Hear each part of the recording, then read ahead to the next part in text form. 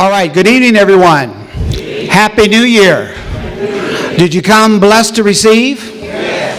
Has anyone been to my town hall meetings before? Let me see a sign of hands. That means you came to be with information, to get information. Because what I've always said, with knowledge there is power. So tonight, get ready to increase your power. We have a number of keynote speakers. I did identify that the mayor said he was going to come through.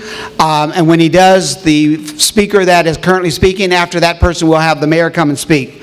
But we have a lot of items to be addressed. The laboratory facilities are immediately to my left and right, male and female. Also, we did not validate parking. They do not validate parking. But if you parked on the second floor or higher, it's free parking. Okay? And we'll keep the refreshments going as long as we can. The first presenter I want to bring to your attention is the man of the hour that has made this facility a reality. We take for granted, for those that's been living here for several decades, of the Hollywood Park racetrack. But now we have gone major development from the racetrack to the casino, and then we relocated this brand new casino.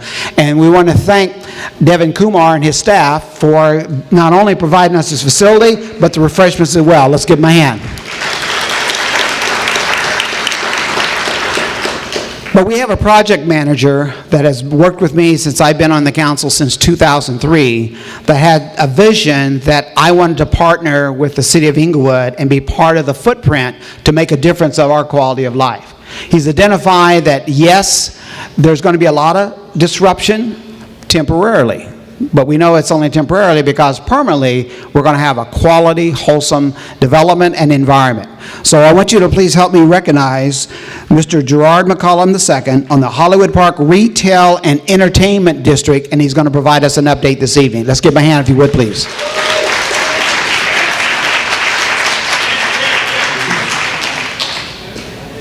Thank you, sir. Thank you so much. Well, good evening, everyone. It's great to see you again. As Councilman Franklin has said, I've been here since the project started, when we first came to the city over, 12 years ago. And I met with many of you back then, and we just thought this was a dream that we will build what we were calling that time Hollywood Park Tomorrow, as you recall. And at that time, we were proposing to build about 3,000 homes, a retail center, roughly about 500,000 square feet, and 26 acres of park. Since that time, the project has expanded immensely. We went from 238 acres to now 300 acres.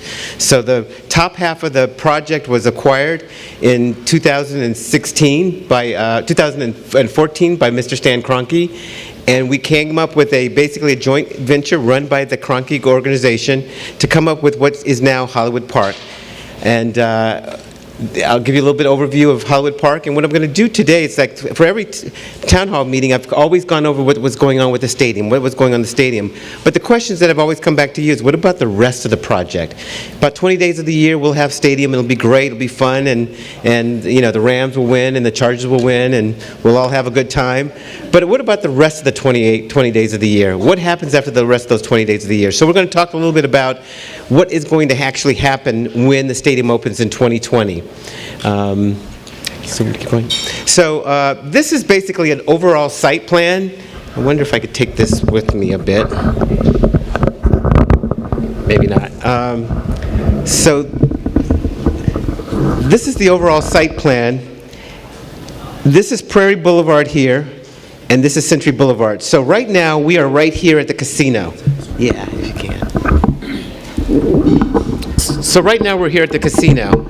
And that was the first part of the project, as you recalled. We had to move the casino in order to be able to be eligible to bid and go after the NFL stadium.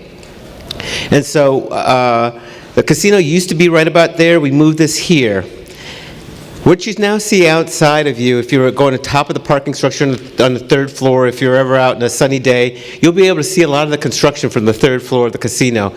And you'll see that the stadium is currently under construction, and a lot of activity has gone on. Most of the dirt has been moved around. The stadium is going 10 feet down, 10 stories down into the ground, so it doesn't really, bode too far over the top of the city, and it'll be covered by a clear structure, this roof we're calling, made out of ETFE, which will be a clear roof for the most part.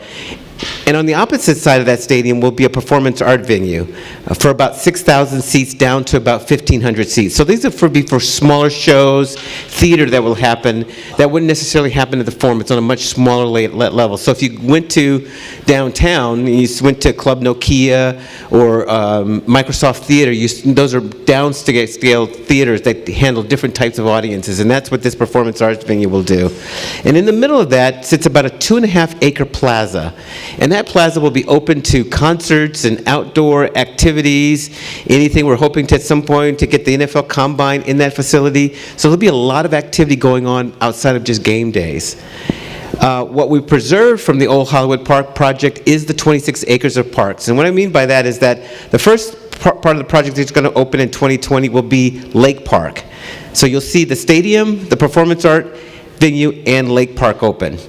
The rest of the project will develop over a period of time that will develop another 16 acres, giving you a total of 26 acres. There'll be a significant park in the back area here, and a park in which we call a Royal Park that will run through the spine of the project. These 26 acres park, and I can say this unashamedly, will be the nicest parks in LA County, full stop, period. From the lake park, to the waterfalls, to the tot lots, to the dog parks. These will be designed by one of the premier landscapers in Los Angeles, Mia Lair and Associates, and will be maintained by the ownership, but be open to the entire public. That was part of the things that the mayor negotiated, that these would be not public parks funded by a private owner. Also opening day, which is what I always get the inquiries about when it comes to these meetings, is the retail center. In the red, and this is Century and Prairie, at the corner of Century and Prairie, leading off the lake edge, will be a retail center that will have a pedestrian feel to it. So if you've ever been to the Grove before, this will be designed somewhat similar to the Grove in terms of one huge main street that you walk down that would be flanked by different types of plazas and open space, and along with movie theaters and shops, and we'll go over that a little bit in detail today. We're going to also open the first phase of some of the residential, which is 300 apartments right in this area here. The project is entitled to build 2,500 homes and apartments over a period of time, but the first phase will be these 300 luxury apartments right here, opening again for the 2020 opening date. This is all the stuff that you'll see in 2020. And then we're going to also, we're right now in the market of actually marketing some grade A office space. And that office space will be so much similar to what you see in a Playa Vista. Grade A, geared towards the tech industry, especially since a lot of the tech industry is expanding in this area. SpaceX, Tesla, is just south of us here. You see the impact by a lot of people moving in with all those types of tech industries to the south of us here. To the west of us is what they're calling Silicon Beach, which is Playa Vista. And so we're going to capitalize that and bring more of that type of industry into this area as well. And so we're hoping to have about that first 300 to 400,000 square feet open about the 2020 date. What we're also in the field right now is marketing a boutique hotel, which will be on this side of the lake area here, and that's about a 300-room boutique hotel.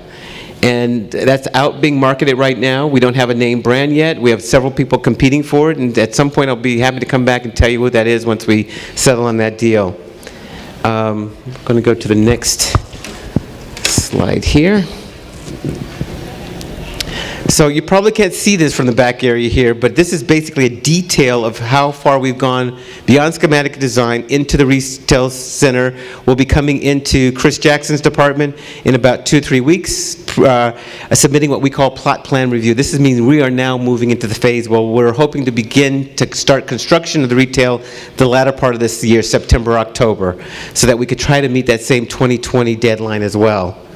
And what you'll see here is that there's a,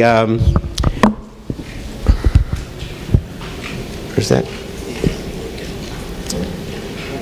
Okay, well, I got to tell you we're trying to get to the movie theater. Let me just do it this way, old-fashioned way here.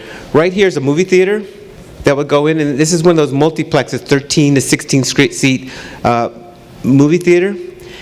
A grocery store is scheduled to be here, which creating, and this area is heading out towards Century Boulevard, kind of what you call your general amenities. Grocery store, bank, pharmacy and what have you. So these are your dailies that you can kind of get in and out without going actually into the whole retail center. On the corner here, we're launching really a kind of a unique idea. If you've ever been to San Francisco, we do a concept called the Ferry Building, where we curate a lot of the local food vendors or whatever and create kind of a market hall experience that everybody's been trying to replicate. Well, we're doing something a little bit different here. We're creating what we're basically calling a fashion center, in which we'll curate different people, some of the local people here, Ona Ehrlich, et cetera, that's born out of Inglewood, and they will be able to be a part of this sort of fashion district here. And they'll be considered to be one of the anchors. And this will give a lot of people that are currently in the community opportunities to participate in this whole retail center. So you may not be able to, go toe-to-toe with an H&M, but you can go into the fashion center as your own sort of entity if you're curating unique fashions that are by design. So this is not meant that you go downtown and buy something and sell in a rack. This means you are actually curating your own fashions and designs in here. And we'll have a stylist that will actually lead and be part of the fashion industry to talk about actually what's being curated in this area here. There's one big parking structure similar to if you've ever been to the Grove that feeds everything into the development itself. And there's a number of plazas throughout the development. There's even a little in-sync basketball court for private showings and basketball games headed up by athletic clothing and shoe place. And then just a number of your typical type of retailers bounded by a lot of local restaurants and boutique restaurants associated as well. So what does that look like? Let's take a look at what we're actually designing here. And this is the first time you'll be able to see some of this. So this is the movie theater looking into what we're calling our Fashion Plaza. And there'll be big screens in the movie plaza. You can kind of see the roof of the stadium in the background here, some of the offices peeking over the top edge here. But this is the interior of this immense plaza here. And the idea is to have these runway fashion shows going outside of these fountains on each side that would lead you into that retail fashion market at the very bottom down there. But the idea is to program this, that it goes on for different types of events. If a game is going at the stadium, we want to be able to show the game on here so that if you don't have a ticket or whatever, you can come to the retail center, sit in the middle park and watch the game out with your neighbors. Also, what we want to do is be able to curate. We're going to be working with local film and television producing colleges for their students to come in and show amateur films and their productions here, and have different types of screenings here that you can come and enjoy what our students are doing today in television and film. This is that sunken-in private basketball court where that would be anchored by again, big screens, and you might do private showings or private parties back here, but you would also be curated by a fashion footwear sports like a Nike or Adidas or something like that that would anchor and manage. And so you'd have three-man basketball watching the game here at the same time while other things are also curated into this private space. So the idea behind this retail center is for it to have different kinds of surprises that as you turn, you don't know what to expect, and you sort of actually feel like you're in a European village that you're just strolling, and there are different kind of plazas as you turn and twist throughout the development. This is, again, this scene you've seen before. This is looking into the lake, the edge of the lake that's coming into the retail center with the hotel at one edge of the lake. This huge plaza where you gather coming out with a number of restaurants surrounding the lake area. And this is looking at that plaza looking from the lake. If you're on the stadium side looking back into that plaza, and you see this big open plaza with a stage for performances, and where we'll eventually locate the tree trimming ceremony like you do at the Grove with Santa and everybody flying all over the place. That's the idea. This becomes a big civic plaza in the middle of the retail center. This right here will be our curated food hall. And this is a takeoff of what we've done in San Francisco called the Ferry Building, in which we'll curate a lot of local and entrepreneurs that are in the food industry as part of that. This is another plaza looking out back into the stadium over the office building, and here we've got these signature fountains throughout, these kind of art design fountains throughout the plaza with lots of open and eating spaces and open restaurant areas throughout the plaza. This is looking into that food hall. Coming out of that food hall, you'll be able to get fresh fruits and vegetables and all sorts of pastries and bakery goods, all curated by, again, local professionals. And this is one of our plazas coming down into the retail center, just to give you a feel of the architecture about it. Very sharp, very modern, very today. The idea is for it to be able to last for a long time and not be dated by going to any particular one type of design on that. And then this is one of the cocktail plazas here, where after 5 o'clock, you could come to the casino now, but at a certain point, you'll be able to come over to our plaza here and enjoy the fun of meeting other individuals and neighbors in the area. And then this is basically what we're calling the new Hollywood Park. It will be curated as one of the largest urban infill developments in the country. Playa Vista was number one. Hudson Yards is the other one that's currently under construction. This one will be the largest, second to all those. So with that, I'll take any questions you might have.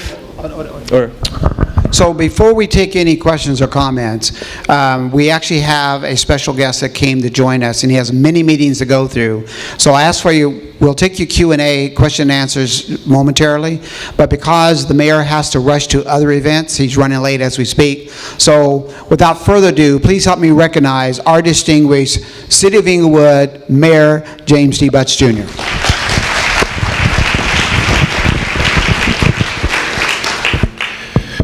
Things changed a little bit around here, aren't they, you guys? Just a little bit.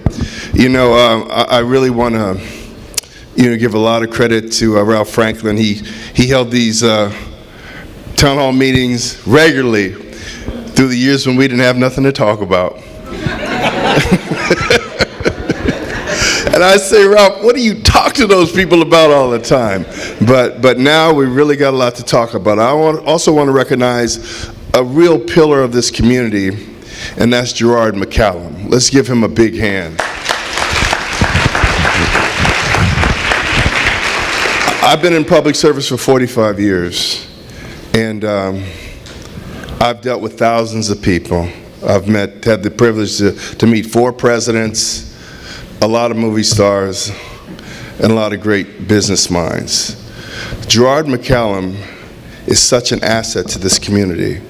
And I feel so fortunate that he and Hollywood Park Land Company and Chris Meany and Terry Fancher were here. Because do you know that when the recession came and the housing market crashed, they had a project that was entitled, but nobody was going to be able to sell any houses.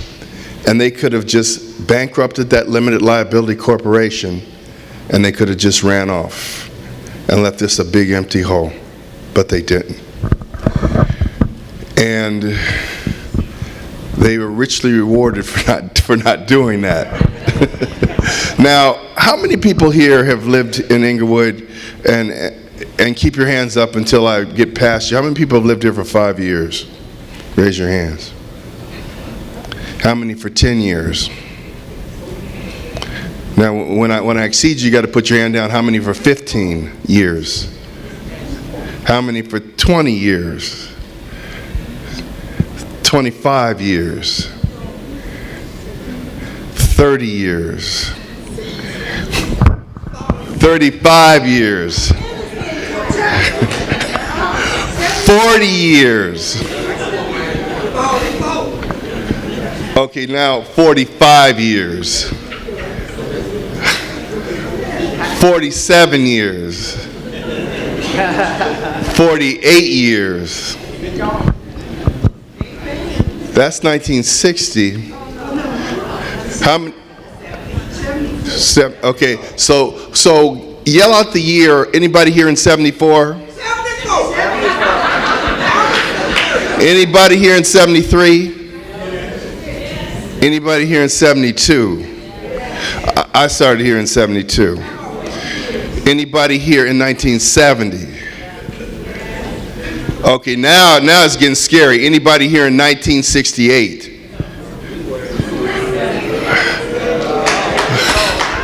Anybody here in 1967? 66. Now, the Ku Klux Klan was here in 65, so...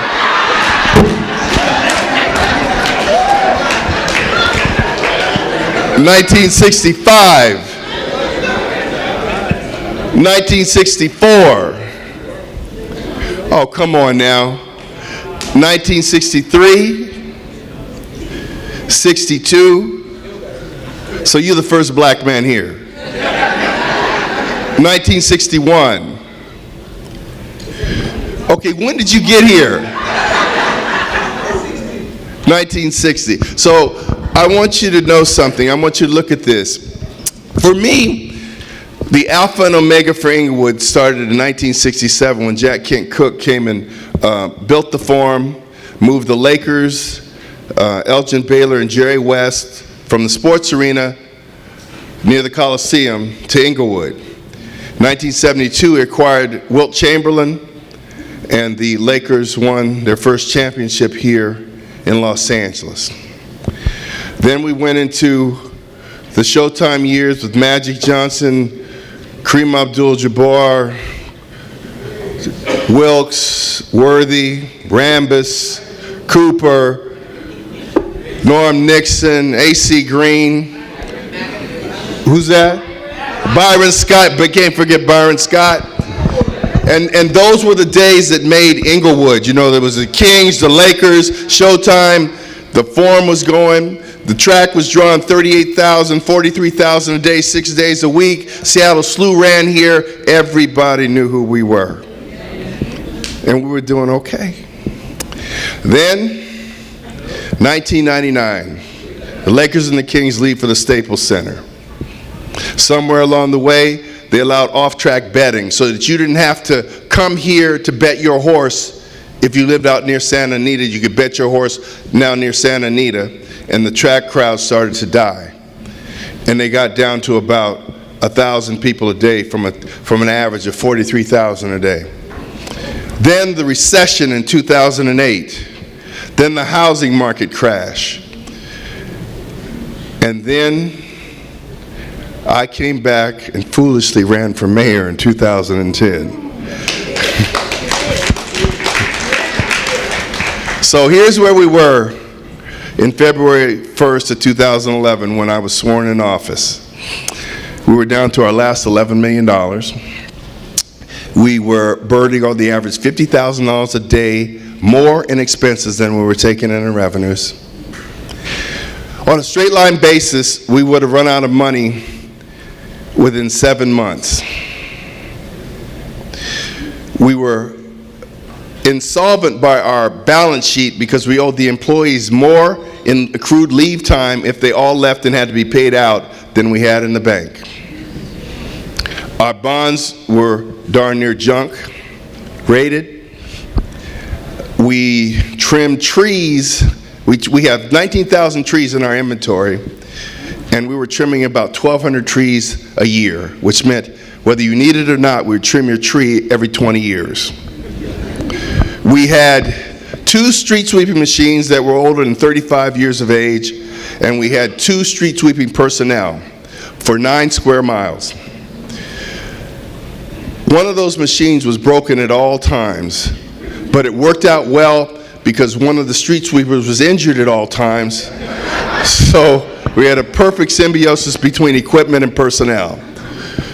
The streets were dirty. Our water system was 60 years old, and those of you probably remember back in 2011, we were having these sinkholes on Century Boulevard because water was leaking into the ground, eroding the roadway bed. Century Boulevard was about 15 years overdue at that time to be redone. It was a mess. We had our challenges. We cut 140 positions from the organization. 60 of them had people in them, in those positions. We discontinued lifetime medical. We had lifetime medical for every employee and a dependent, and it was not funded by the employees or the city. We were paying as we go. If we had escaped the 7-month bankruptcy date, by 2017, last year, lifetime medical expenses would have climbed to $9 million a year, and we would have been bankrupt again. So we did the tough stuff. We made some smart decisions. We entered into advertising deals where we put up things like these billboards that you see. Those were put up at no cost to us, and we derived 50% of the income from them. We did smart things. We entered into an agreement with Madison Square Garden where we put up our last $18 million of redevelopment bond money towards the renovation of the Forum. And $100 million later, the Forum reopened, and AEG and all our competitors said nobody will come to Inglewood to go to concerts anymore. That's what they said. Well, today the Forum is the #1 concert venue in the state of California, #2 in the United States of America, #4 in the world in booked events.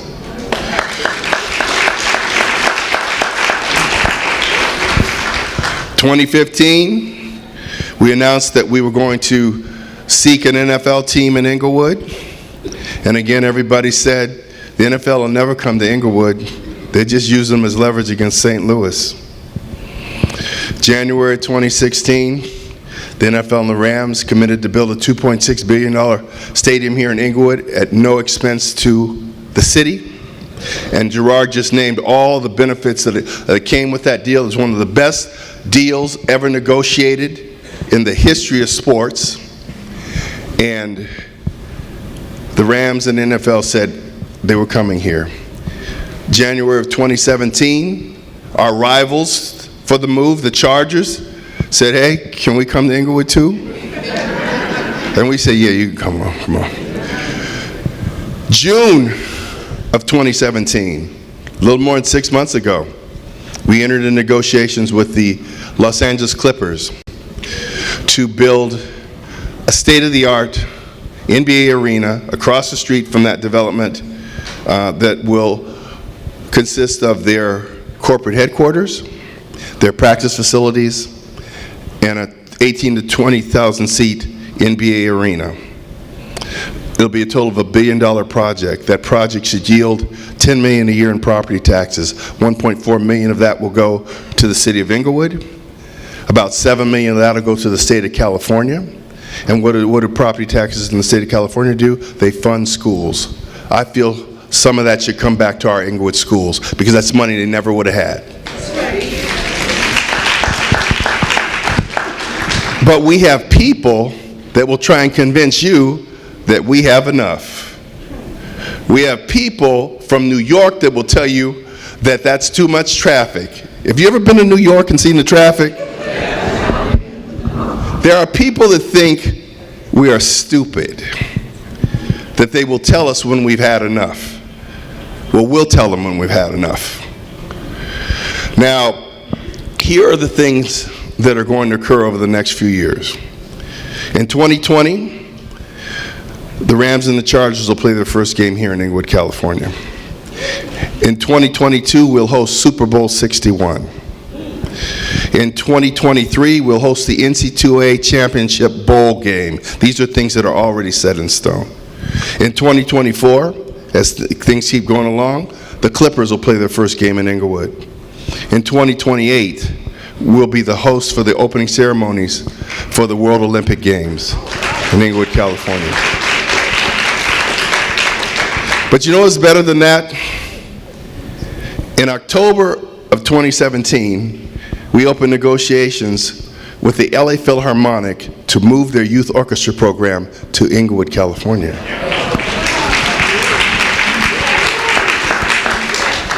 We are selling them the old Security Bank building that we bought last year to Land Bank at a profit of $1.5 million to the city.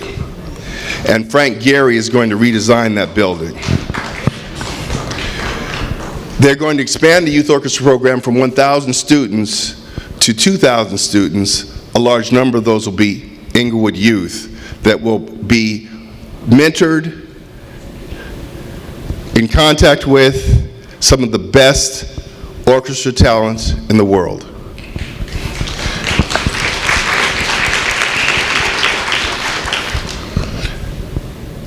The Girl Scouts of America have bought a building in Inglewood, and they're moving their regional headquarters from Marina Del Rey to Inglewood, California.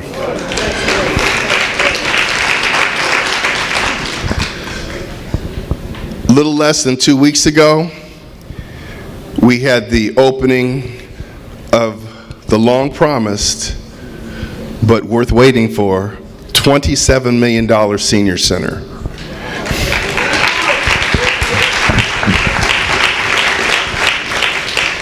This is the most magnificent, and you can ask June Chavez or anybody on the committee, the most magnificent, isn't that right, Maxine? Magnificent facility for seniors or anyone that you've ever seen. If you haven't seen it, go over to Queen and Locust and be ready to spend some time because it's 35,000 square feet. It's beautiful. So we saw the Alpha and the Omega, and now the Phoenix rises again. These are the best of times, but we are just an embryo. We're not even born yet. Property values are up over 125% since the end of 2012. The average inventory time for a house that goes on the market is less than 30 days. And they all sell at asking price or $10,000 to $15,000 more than what people are asking. This is what you deserve because you voted for the leaders that you wanted, people that were going to look out for you, for your interests, for your community, for your prosperity. There are more people working now in Inglewood than have ever worked, that's worked in the last 40 years that we know of. From a 17.5% unemployment rate down to 5.5% as of this last fall. $200 million, I think it's $200 million in counting now, Gerard, in contracts, subcontractor contracts for that development that you just saw, went to minority-led and women-led disadvantaged businesses, and they hire local. Never before in the history of construction in this city have you seen contracts go to local subcontractors like this.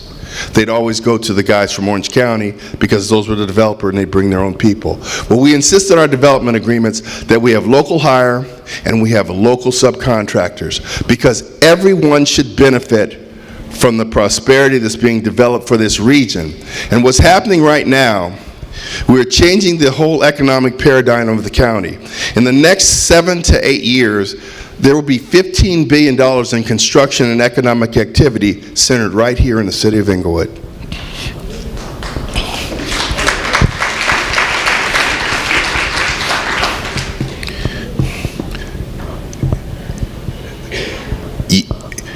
Now, he's been here since 1960,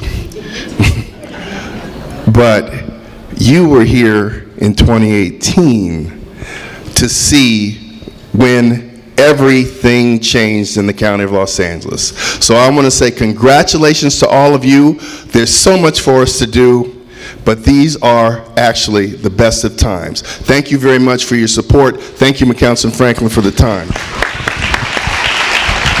Then he wonders why we have town hall meetings.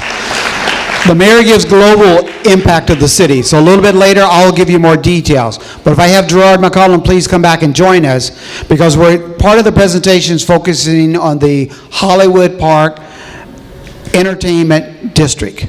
And he did his presentation, and I do also want to acknowledge what you see on the screen will also be broadcast through Spectrum. Or also we're going to be making DVDs of this town hall meeting, and we're going to make them available through Aaron Elsie. Raise your hand, Aaron. He's our police liaison at our community center, and then you can check them out free of charge to be able to see them intimately. Or you can also watch them on the city's website. We have a YouTube link where you can also see it as well. Now we'll take a few questions or comments regarding this project with Gerald McCollum. We do ask that you stand, give us a chance to get a microphone to you because we are televising this broadcast. Any questions or comments for Gerald? Gerard.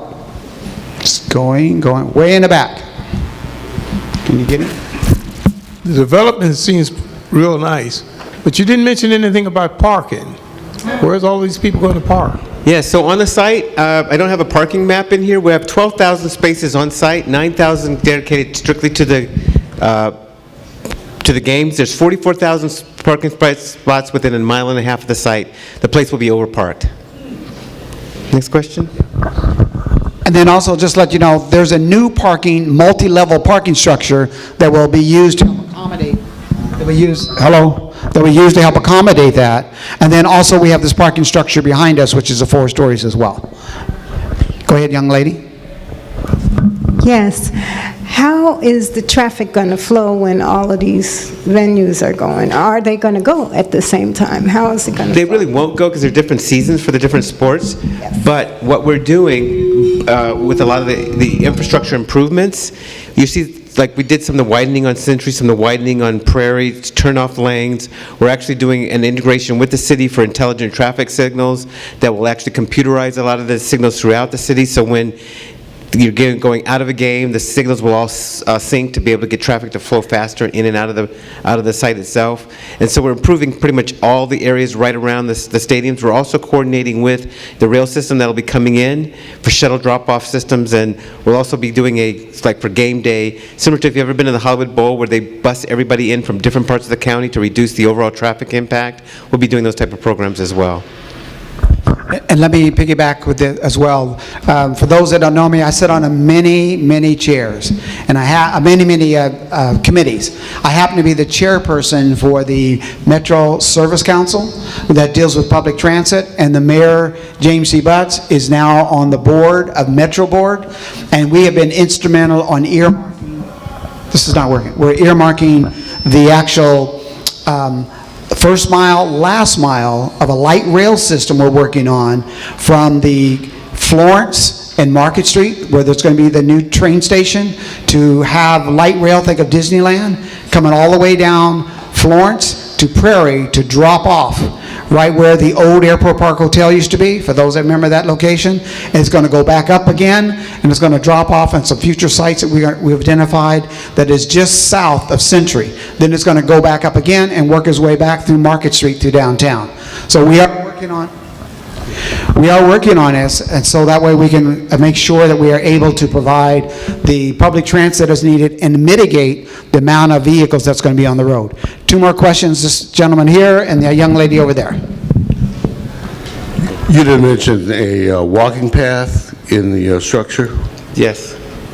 There are actually several walking paths throughout both around the park, throughout the Arroyo Park, and actually through the actual retail center itself. So like if you go to the Grove, you could walk and stroll all of that Market Street, that main thoroughfare, and visit any of the sort of pocket plazas in that retail center, and also go out into the lake. There are paths all the way around that lake that'll take you all the way up into Arroyo Park, and if you want to walk that far, it'll take you all the way back to Bluff Park, where the dog parks and everything else will be as well. Okay, last question or comment? When you mention the stores and the market, do you have any names committed to what store or what market will be coming? Not a discount. Well, I don't as of yet. We're actually just starting to go into plot plan review. Again, the project will be up in 2020, so we'll know about a year out who actually will be the tenants in that.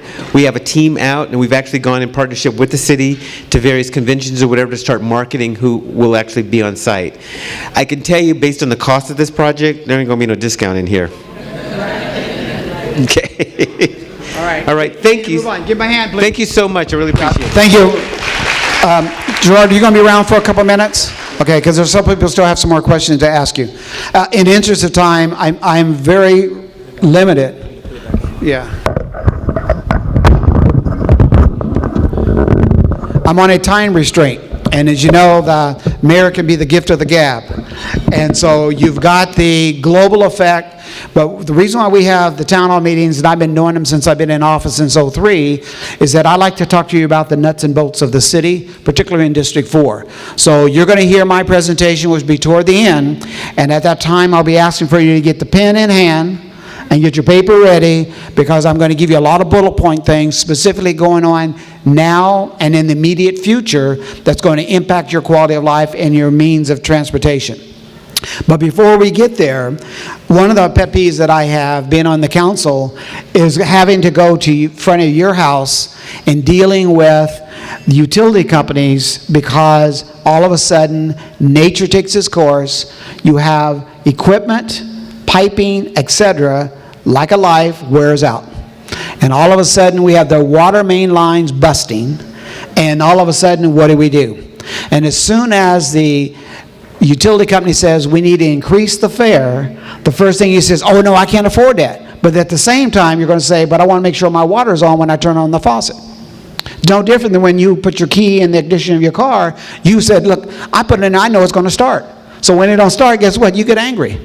So when you get ready to turn the water on, you don't have water because of the busted water main, you get angry. So we have a company that has embraced us to make sure that they have the necessary infrastructure on keeping the water lines up and running, as well as making sure we have quality chlorified water as well, fluoride water as well, to make sure that you, in fact, have the quality and the enjoyable use of the water, so every time you turn the faucet on and take your shower.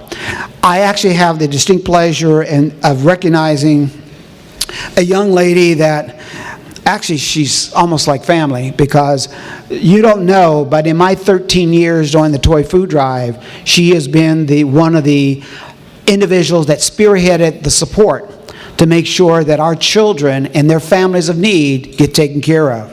She's also the same one that every time we have issues regarding water issues, she has been my catalyst to make sure that we reach out to this company, that they may move forward and take care of and address your issues, and does not stop until those issues are resolved. Please help me recognize from the Southwest District Manager, Kate Nutting, from the Golden State Water Company.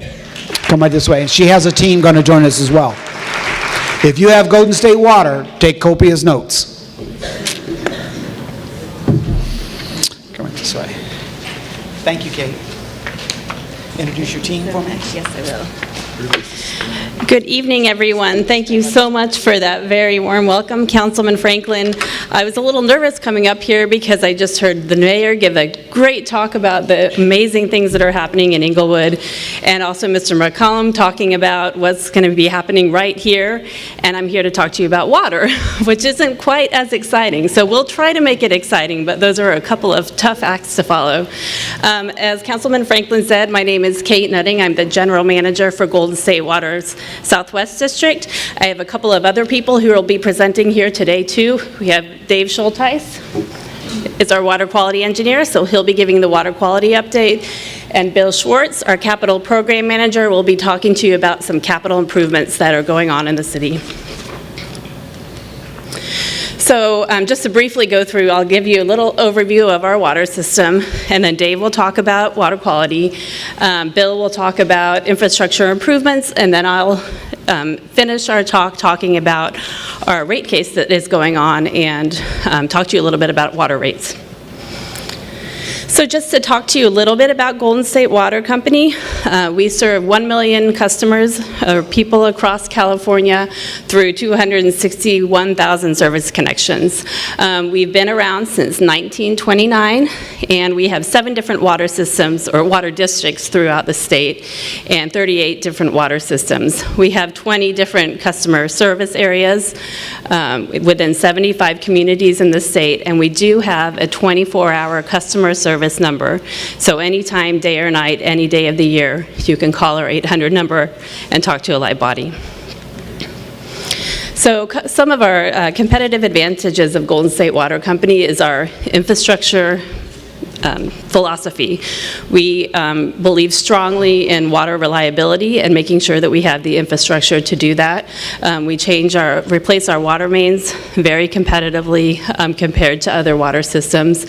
We have many, many employees. So throughout the company, we have over 500 employees, scientists, water experts, accountants, water distribution operators, water supply operators, and we work very hard to satisfy our customers.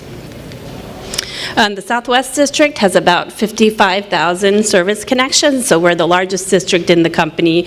We're about 20% of the entire company. We serve all of the cities of Gardena and Lawndale, and then a portion of all the other cities listed there, including Inglewood, of course, and some portions of unincorporated Los Angeles County. The water delivered to our customers is a mixture of groundwater pumped locally here out of the ground and imported water that comes from the Metropolitan Water District of Southern California, and Dave will talk a little bit more about that. So this is our entire system. So what's shaded in yellow is our whole system. You'll see it's very large. We have about 465 miles of pipe. That circle there basically, very generally, shows the portion of it that's in Inglewood. So this map right here shows it a little bit better. If I try to put, it's kind of hard to see, but all this sort of light pink area here is the portion of our system that serves Inglewood. So there's Van Ness over here, Imperial Highway, Century, and then La Cienega.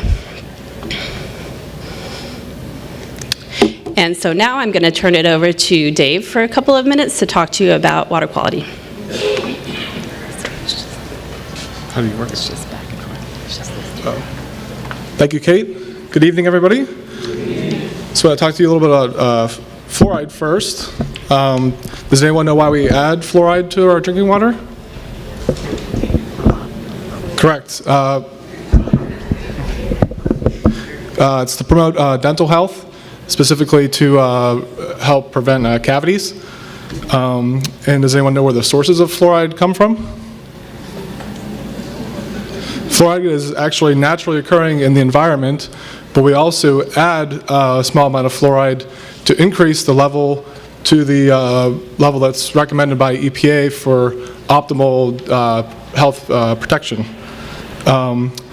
And fluoride is regulated, and we have a lot of different measures that we take to ensure that the fluoride is at the proper level. You don't want too much or too little.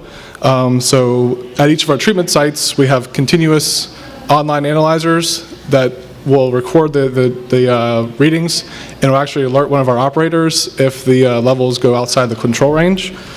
The treatment sites are checked daily, and the operators calculate the dose every single day to make sure it's the proper amount. We also do distribution monitoring at different sites throughout our system to ensure that every site is within compliance. And then we also have to notify the state if our fluoride levels are out of control range 2 or more times per month. So of course, anytime we see that they're out of control range, we would then go ahead and increase or decrease the fluoride accordingly. And then we report it to the state monthly. So generally, I thought it'd be kind of interesting to talk about water in general. Where does your water come from? And I think it's really fascinating. You can see on the screen here, this is all of California, then this is the Metropolitan Water District of Southern California service area, and these are the aqueducts from State Water Project and also from the Colorado River that feed the Metropolitan Water System. And the Metropolitan Water District of Southern California has all these different customers here. And we purchase water from West Basin and also from Central Basin. But ultimately, a majority of our water comes from the Metropolitan Water, and we're about 63% Metropolitan water and 36% local groundwater, which is the wells that we operate. So in the water industry, we use a multi-barrier approach to protect public health. Metropolitan Water District is imported surface water, and they use multi-barrier treatment for it's called conventional treatment, which is coagulation, flocculation, sedimentation, filtration, disinfection, and fluoridation. Surface water can have pathogens like bacteria, protozoans, and we want to remove all that to make sure the water is safe. Now, for Golden State Water Company, we have groundwater wells, and we also treat our water. However, most of our wells are pretty good water quality to begin with. And we primarily remove iron and manganese, which isn't really something that's harmful to your health, but it is a nuisance. It causes discoloration of water. If you ever turn on your faucet and see brown or blackish water, that's what it is. So we remove iron and manganese, then we disinfect, and we also add fluoride for dental health, as we mentioned. So a lot goes on in water quality. I think it's really fascinating, which is why I'm so happy to be here and explain everything. There's source water protection, and also monitoring that we do. So part of the source water protection is drinking water source assessment and protection, or DSWAP, and we submit that to the state after we do a survey of the properties around our wells. And certain industries might pollute more than others, and so we identify those as being potential sources of contamination, and we also can drive around and see what they're doing, visit their sites. But we tell the state, basically what we're seeing, and there's also a database from the state that would help us identify those sources. And some sources could be underground storage tanks, gas stations are really, popular, agriculture, dry cleaners, storm sewers, things like that. Also, the state puts together vulnerability assessments, which tells us what we need to monitor and how often we need to monitor. And we test for over 230 contaminants in our drinking water to ensure that it's safe. And of course, if there was higher levels, then we would add treatment as necessary to make it safe. Also, we have a Water Resources Department, and they work with stakeholders in the community, such as the Water Replenishment District, EPA, state water boards, the Water Master, and then basins like ours, West Basin, and we also have some portion of Central Basin. We also need to, okay. So I'll go quickly here. We also have concern about security, so we have a lot of measures in place to help prevent intrusion. So iron gates, fencing, security alarms, motion sensors, cameras. We visit sites daily. Multi-layered control systems, access control, which allows us to know who came in and when. Also, emergency preparedness and response plan, which we work with the state on to be able to notify the public, the media, in case of an emergency. Multi-agency coordination is also important, as well as CalWarn, which is like a multi-agency co-op for equipment and other safety for other things we might need in case of emergency. And also the California Water Environment Association. So I have to get Bill on here, and he can talk about a bunch of the capital improvements we're doing in our system. Excuse me. Good evening. I will let you know I've been in the water industry for probably about 15 years, and I get about 50% of what Dave just talked about, so don't feel bad if you didn't get all of that, because I don't quite understand it either. To that end, I'm out of the Capital Program Management Group, and we are responsible for determining, designing, and installing the capital equipment necessary to provide water from water sources directly to your homes. To that end, how we drive everything, make our decisions determined, is based on our vision, which really is to cost-effectively renew, expand infrastructure in the communities we serve, to maintain and improve the standard of living for generations to come. I think you've heard some conversations about sometimes people don't invest in their infrastructure and they pay, just like if you don't fix your car, it doesn't start. So we believe that we really want to do this for the long term. To that end, you can kind of look at our projects and break them into three buckets. Water quality, which is Dave's talked a lot about. System reliability, which is getting the water to you both in normal conditions and in emergency conditions. We've had fires. We can have earthquakes here, so we have to make sure our infrastructure is designed and we can respond and keep that water supply going. And finally, we look at water supply cost reduction projects, things that we can do to lower the cost of water to the Inglewood community. So those are sort of three areas when we do projects, we put them in those buckets. Again, you've seen this map, but I only want to bring to your attention just real quickly. I can figure out how to use the lightsaber here. Golden State Water, our water sources are here in green. Our MWD connections are here. You can see where we have some water sources here. Green means we can push water up here. Brown means we rely on this. Why do we do that, or why are we concerned about that? Groundwater is about half the cost of MWD water. So what we're trying to do is we want to, as whenever we can, push groundwater into the system because it's cheaper, less expensive. So, but it's a balancing act because we have groundwater wells. Sometimes the water isn't perfect. Also, you can see where the sources are and where you're at. We got to bring water into this area. So yeah, here's a well right in here, but we also have water, so we have to bring in connections and water up these lines, if you will. So again, we're trying to supply water to this area. And you can see by these percentages, it talks about how much we pull into each area.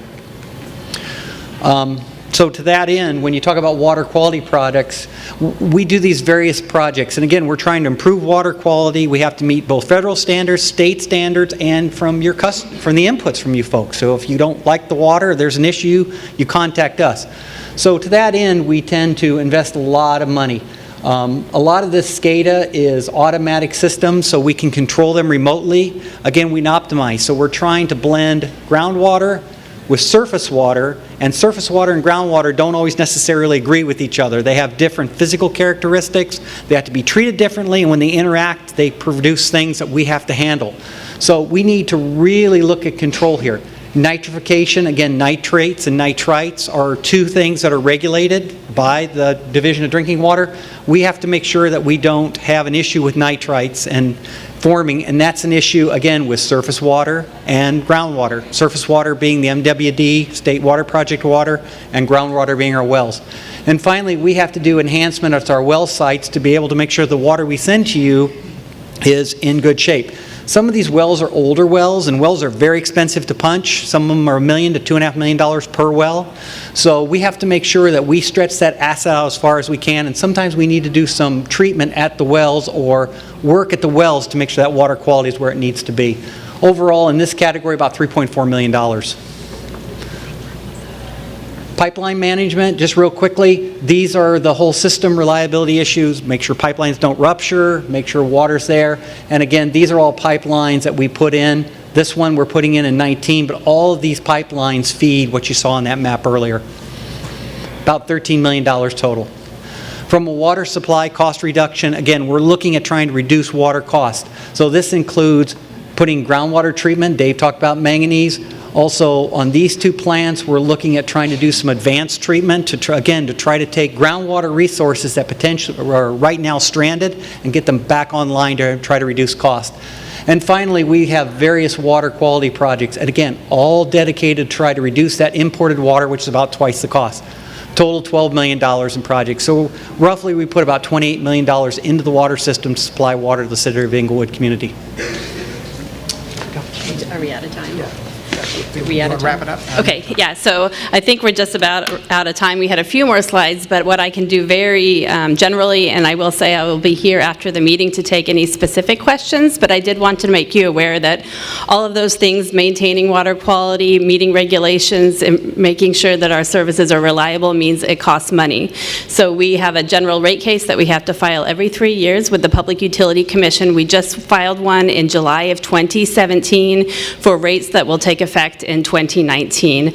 We do have a public participation hearing for that rate case. If you want to go and hear more about it, it's on February 1st at 7 p.m. in Huntington Park. I can give you all the details after.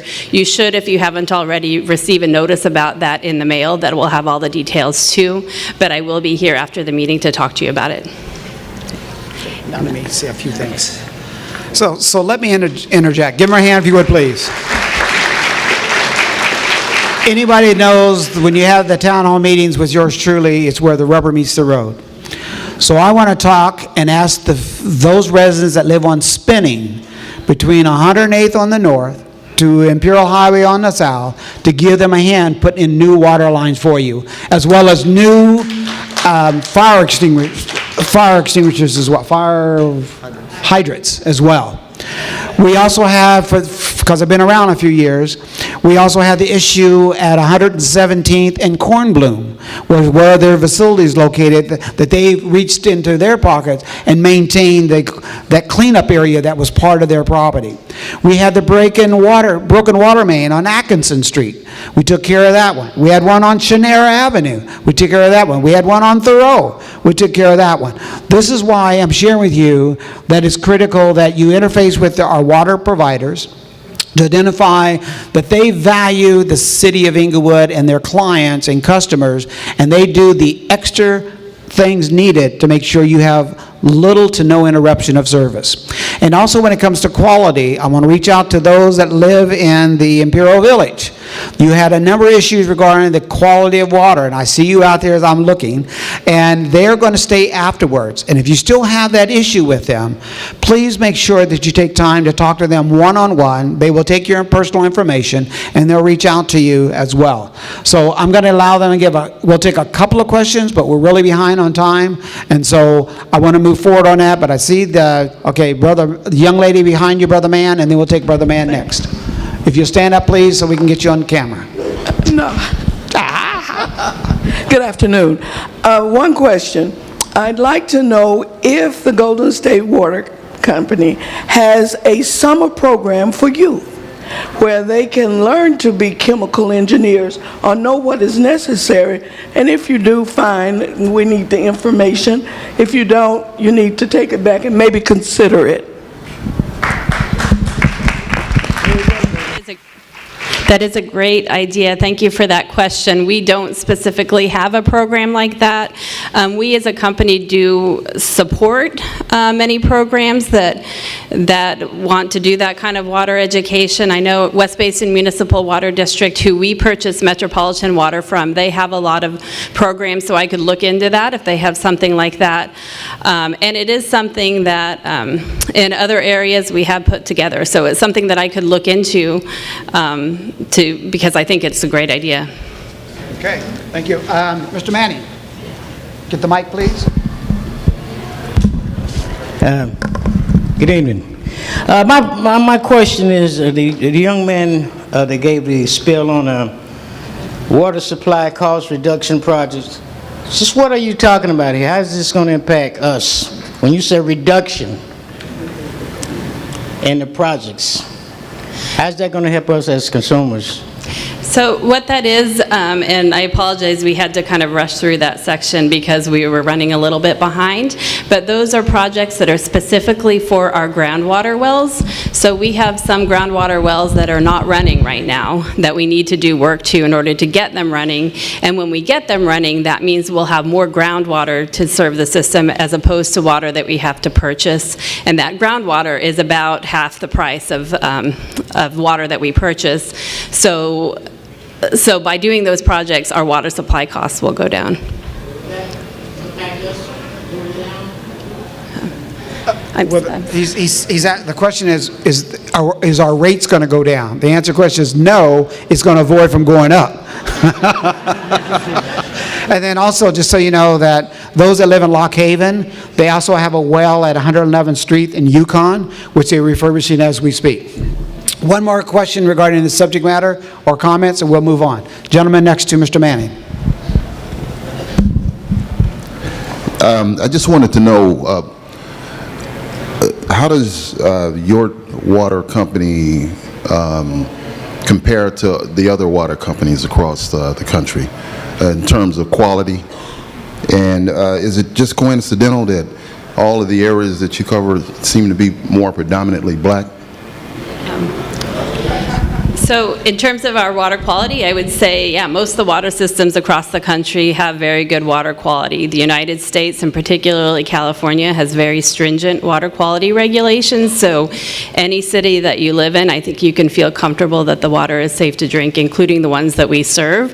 In terms of your question about the demographics, I don't know that demographic, so I can't really speak to what that issue is. But we serve communities all across California of all different types of demographics. So I wouldn't say that there's any specific demographic that we serve. And then let me interject as well. You heard the mayor also do a tally of who's been here the longest, and so far we found one resident that's African American has been here since 1960. They've been here since 1908, providing us water. So because of gentrification, there's been a change. And so we're just rolling with the flow, and it's going to happen again as we start moving forward with the city of Inglewood. Let's give our presenters a hand, if you would, please. Thank you. Thank you. Thank you. Thank you. Thank you. My stuff here.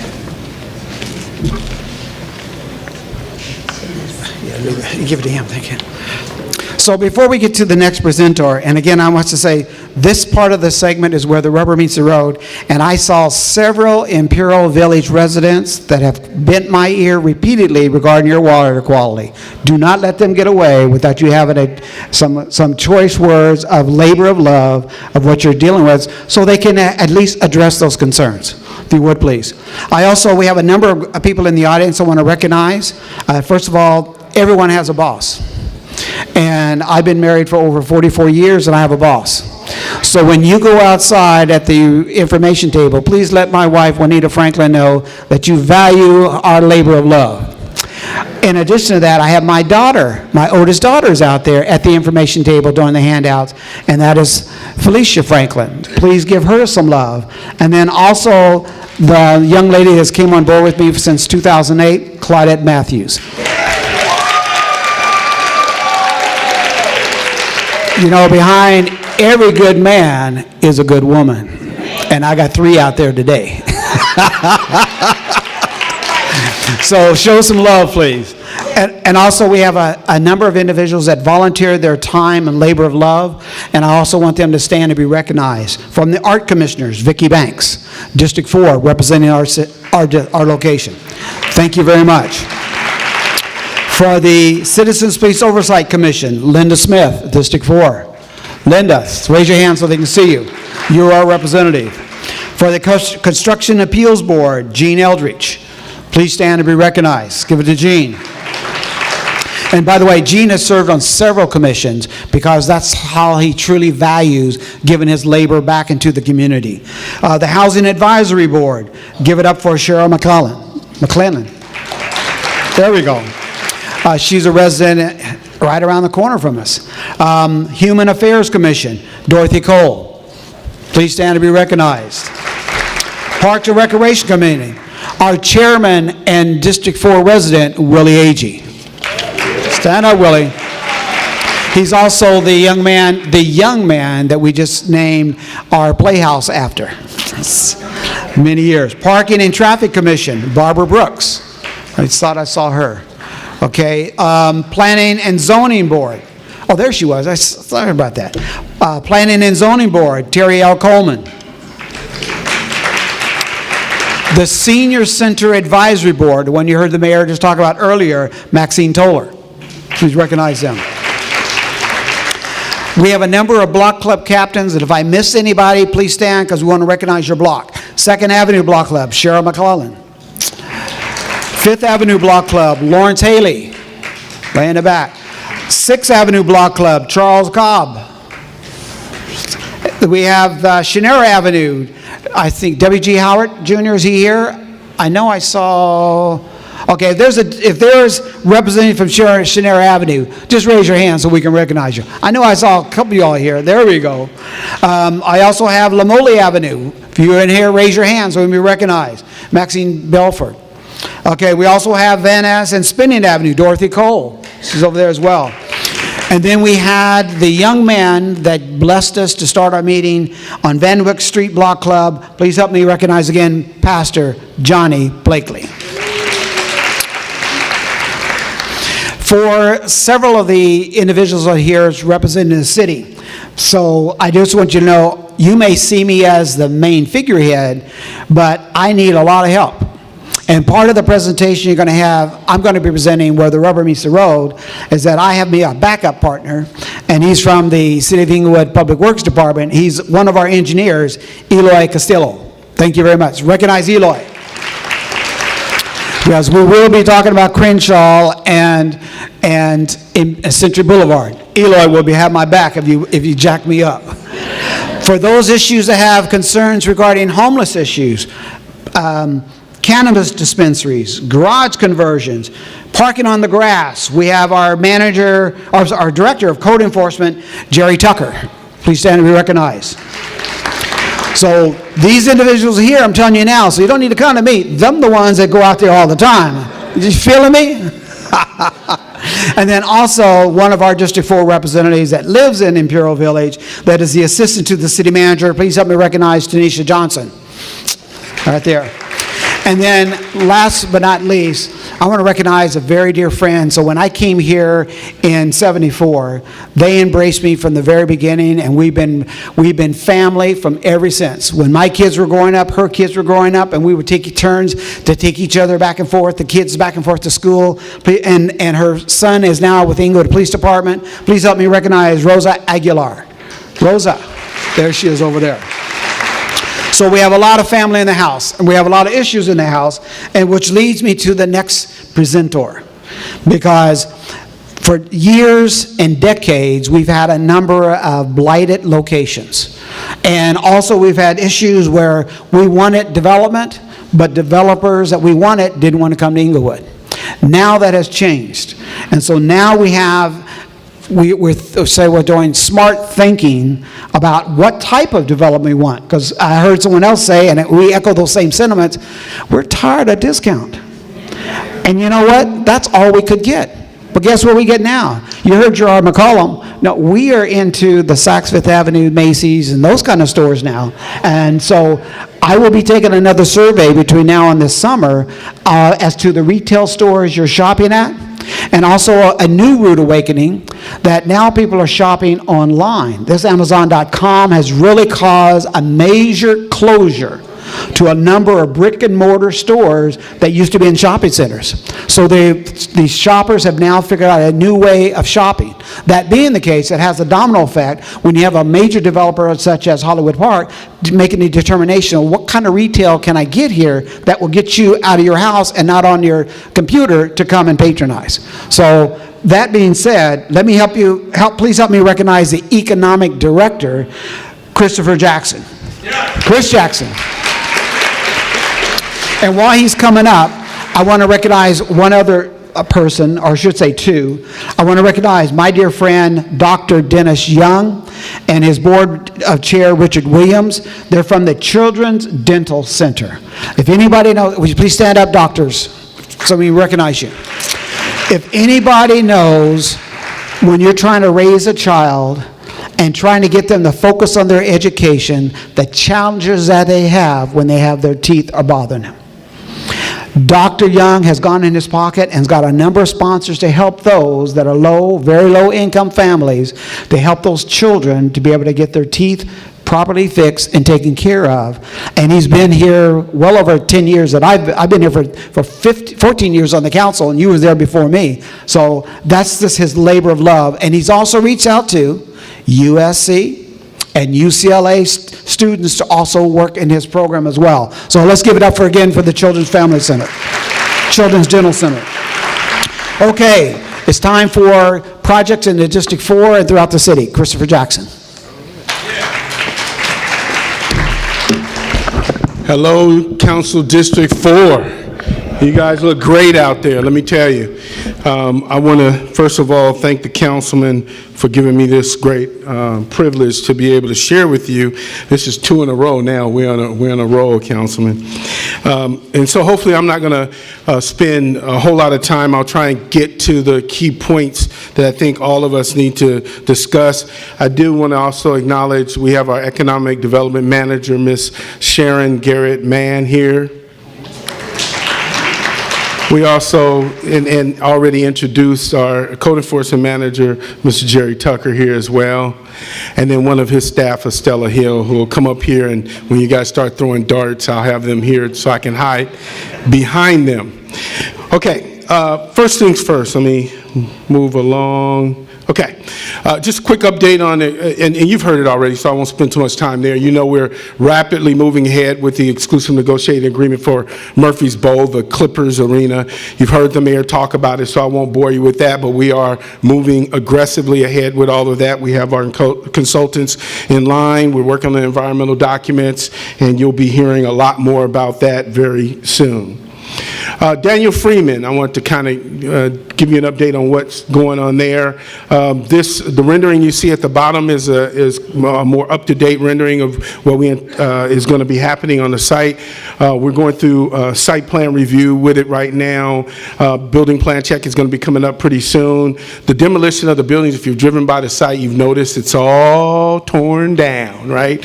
So the buildings that are remaining there are the ones that are not on the site. They're actually away from the project. But if you do have a chance to go by there and take a look at it, you can see the amount of activity that's occurring, and we're really excited about what's going to be happening there. The front elevation, that's from Prairie, is the primary entryway into the townhomes. I think I shared with you last time that the original target prices for these units were somewhere around 7 to 8. It's going to be 1.1 to 1.2 million per unit. So y'all get ready to stand in line. I see you standing in line. And I think I shared with you before, that just means y'all stuff is going to go up and up and up. So these type of projects obviously are walkable. They're close to where all the activity is going to be going on with Hollywood Park and the stadium.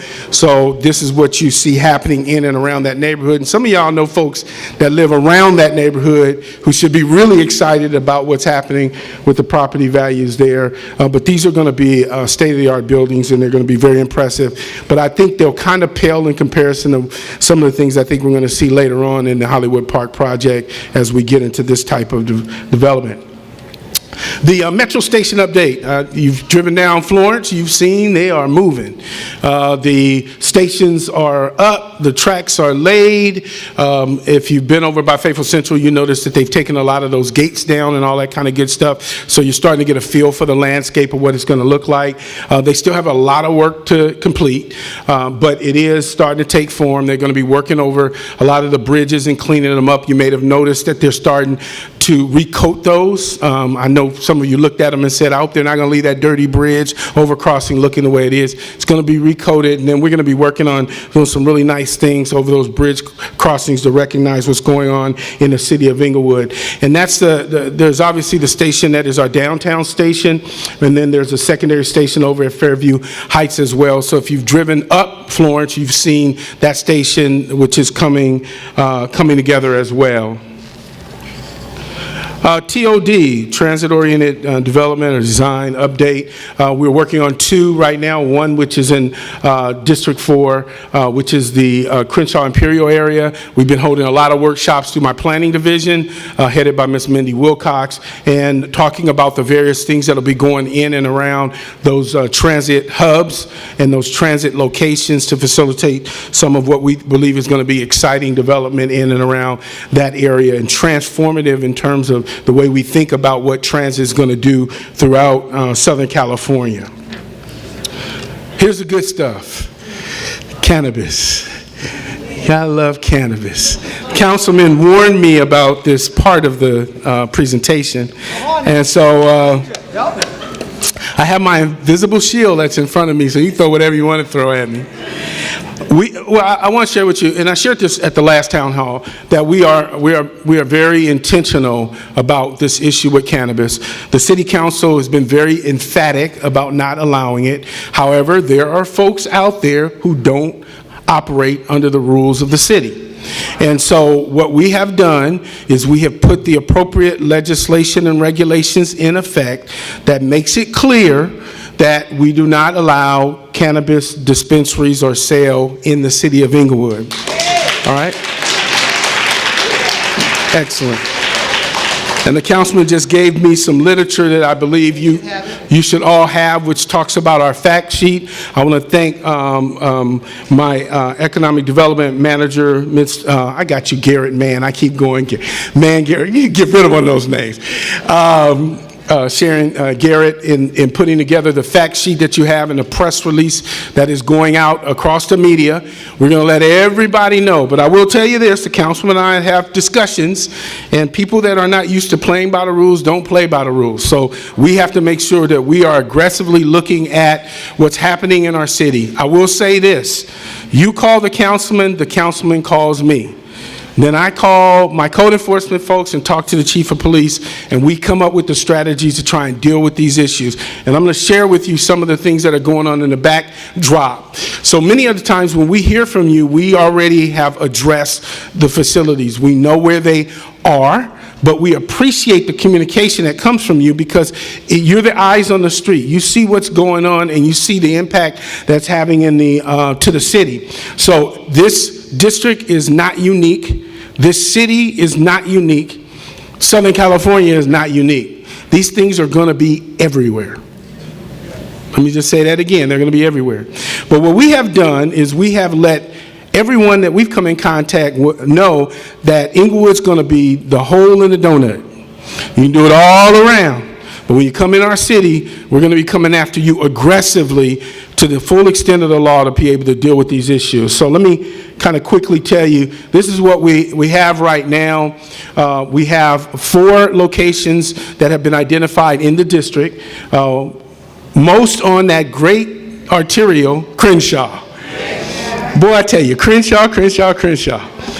And so what I wanted you to see is the actions that we're dealing with. One that's called the MX Club, that's on 11001 South Crenshaw. Jerry, come on up real quick. Stella, too. That'd be good. Remember, I told you I need your shield. Wait a minute. Y'all know these places. Papa's. Yeah. Pizza place. The one that's really surprised me is the Church of Acceptance. There is a crucifix in green. So those who's been around for a few years know where Debbie's Cleaners is, which is now the one called Crenshaw Boulevard 25 Cap. The burning tree is I got it wrong. Burning tree is actually where Papa's Pizza is located. And then we take the MX Club, that's where Jen's Liquor used to be. So now, where in the world is this Church of Acceptance? How many remember the Chinese store that was right across the street from Debbie's Cleaners? So between the Chinese store and Jen's Liquor, or You Buy, We Fry, there's a driveway. And at that driveway, there is a crucifix that is green. And that's the one, these are all the ones we're after, so I'll let them go ahead and talk. And I'll tell you, the councilman is right on top of all that, and obviously we get this communication, it comes to me, gets to Jerry, Estella's out there, we aggressively, and I want to let you know that the first one at the top, city attorney received a packet on that on January 18th. We're moving towards criminal on that, so we'll be working with the city attorney's office to get that into the courts so that we'll be aggressive. The Church of the Acceptance, so some of y'all who are, think it's church, right? Yeah. You walk inside there, it's not. So just let you know that. And then the Burning Tree, and then Crenshaw Boulevard 25 Cap. And I know you know where all those associations are in terms of physical locations as the council has shared. I want to share with you because I want you to know some of this stuff happens and you don't see it, but you need to know it's happening. And so every opportunity we get to come and talk about this with the councilman, and the councilman has been emphatic about this, and we've been on exactly the same page across all the departments, whether it's the city attorney's office, the city manager's office, my department, and which over code enforcement, we've all agreed that how we need to approach this issue, and we're working diligently in the background to make sure. But give you just an example of the one I was just talking about, which is the 109 South Crenshaw, the Papa John's Pizza? Papa John's Pizza. And what that top picture shows is an empty shell of what used to be a cannabis dispensary. And so we tried to work with owners, and now owners become part of the problem. So we go after the owner, and we go after the dispensary. And if we can't get one, we get the other.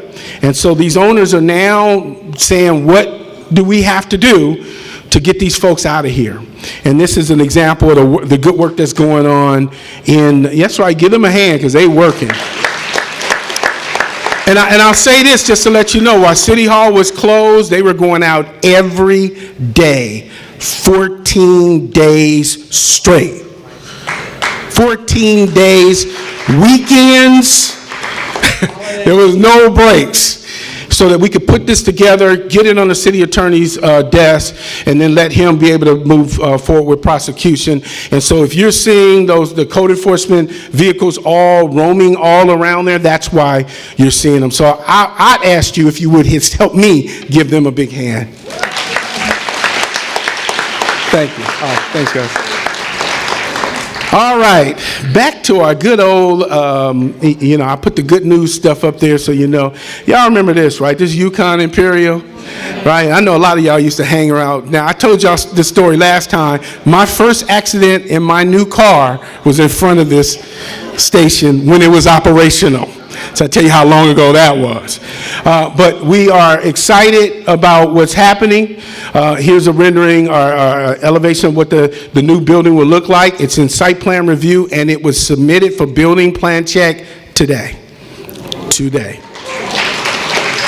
Demolition is going to be happening on that site within the next month, and we're going to see some exciting things happen to kind of transform that whole stretch of Imperial. So we're really excited about that. Crenshaw Imperial Plaza project update. You guys have seen what has been going on there. That's right, you can clap. All right. I mean, really excited. This thing was a real royal pain in my butt back in the day because it was just an ugly center.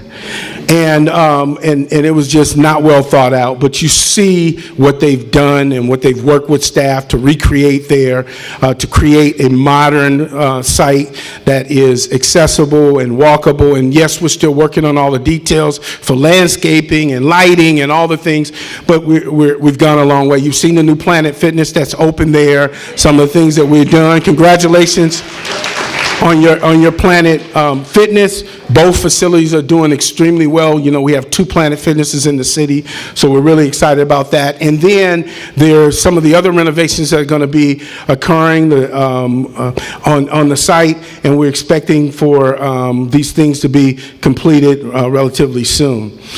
Okay, now we're going to go over to 111th and Prairie.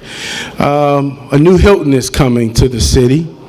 We've been talking with the Hilton True, who has identified this site as a location, kind of the starting of Hotel Row, if you will. I think you're going to see a lot of that along Prairie and also along Hilton or Marriott. Yeah. Yeah. So they have the flyer. Yeah. The flyer out there, okay, it says Hilton or Marriott, right? It's Hilton right now. It's Hilton. And I've met with both corporate office as well as the local developer for this site. But the end of the game is that you're going to have a high-quality hotel, 120 rooms, a beautiful roof deck. It's going to be nice to have folks come to town and they don't have to go to those other, y'all know what I'm talking about, places that you're kind of scared to even mention. And now they'll have a decent location amongst all the other activity that's going to be happening. You got a lush outdoor garden, 118 parking spaces, actually over-parked for the structure. And then we're estimating about $720,000 a year in tax revenue to the city. Well, you know what that means?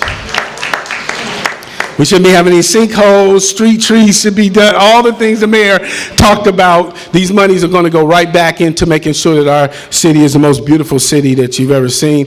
Again, the councilman, this is one of the handouts that you have. It gives you all the details in it. The next slide kind of gives you what the interior amenities are going to look like. It really is fashion. I know I'm not a millennial, but it's fashion for the millennial folk. It's a whole lot of them.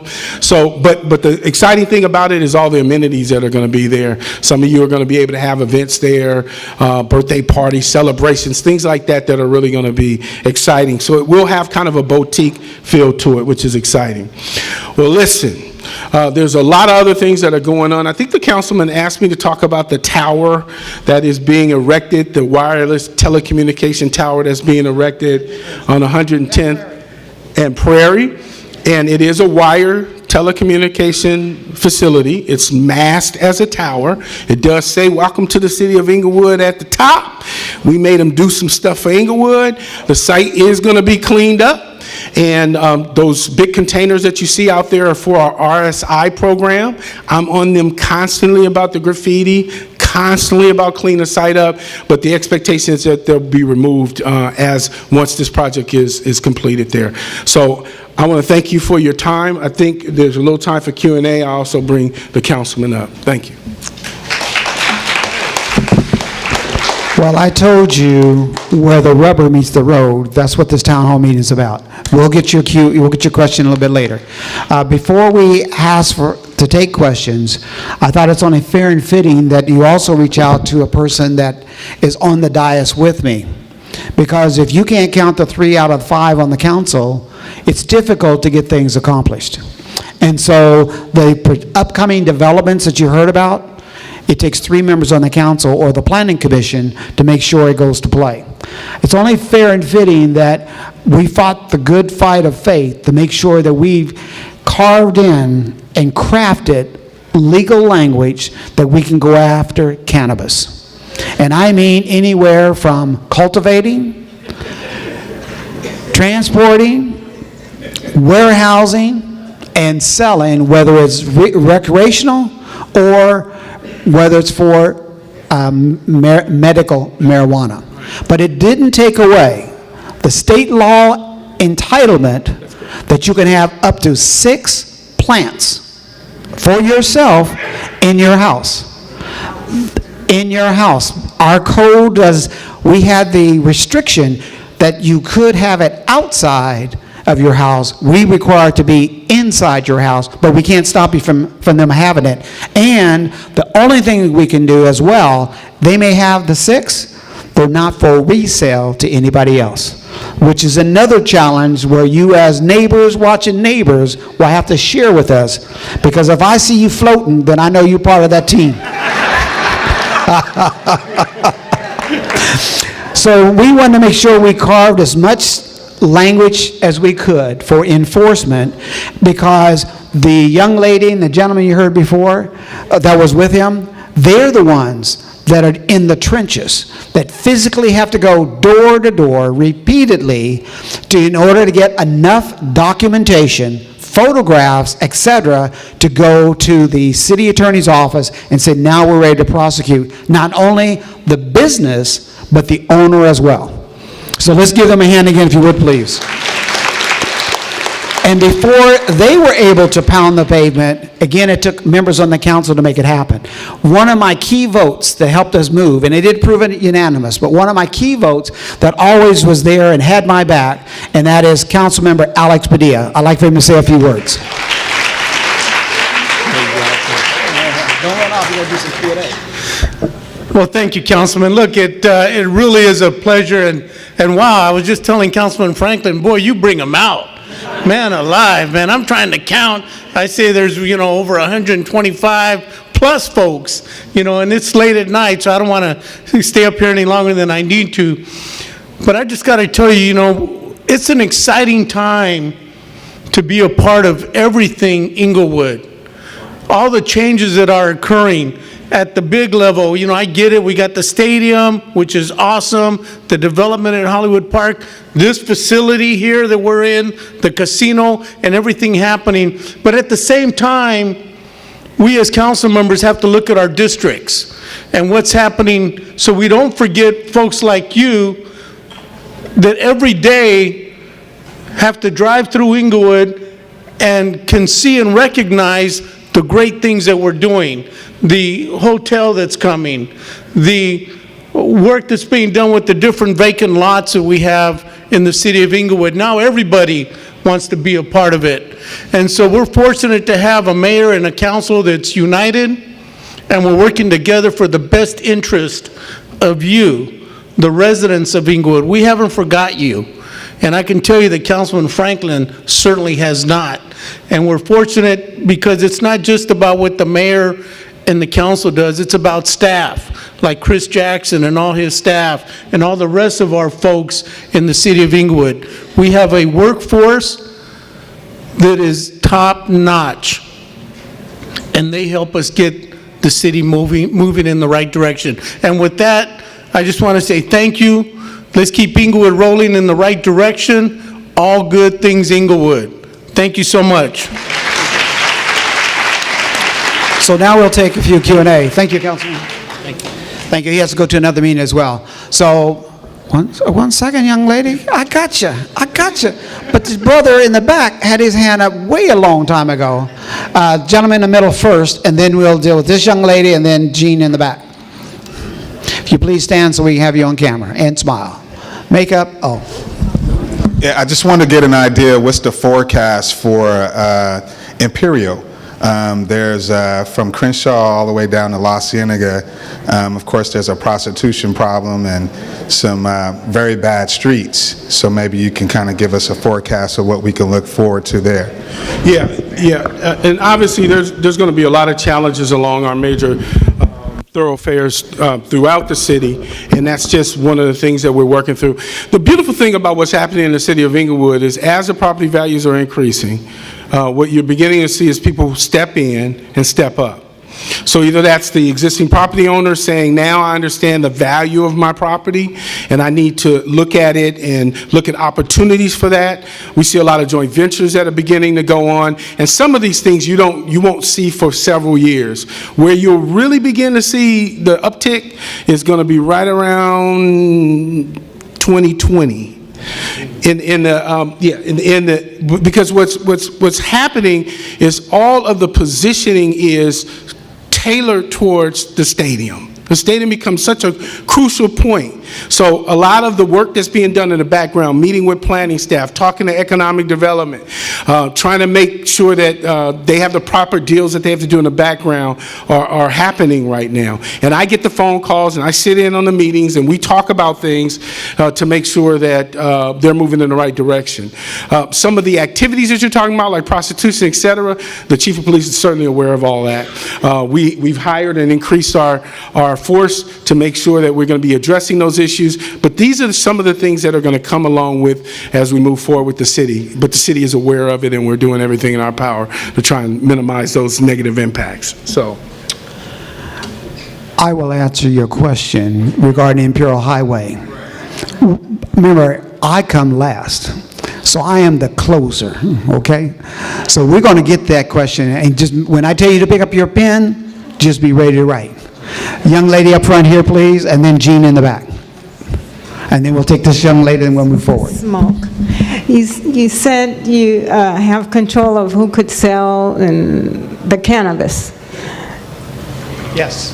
But it seemed like I could get high just walking down the block.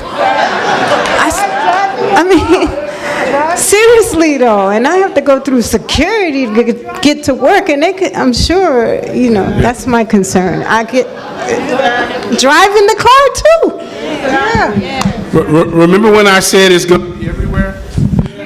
It's important. I was just up in Seattle, Washington, where it's been legal for some time, and I was in the park, and I didn't realize it was legal. Contact high. In the environment, once you legalize it and you allow people to be able to do it, now there are restrictions. People shouldn't be driving with it and whatnot, but the police hands are kind of hampered, as are the city, in terms of controlling some of the nuances that you see. But the state now is going to realize the impact of what they've done. Now, the good thing about it went through a referendum process. Who knows what we see going on down the road once we have the effects of what it is. I apologize. I try and to be careful where you walk these days, especially with my kids, so. Okay. Gene. Chris, we thank you for straightening up Imperial and Yukon.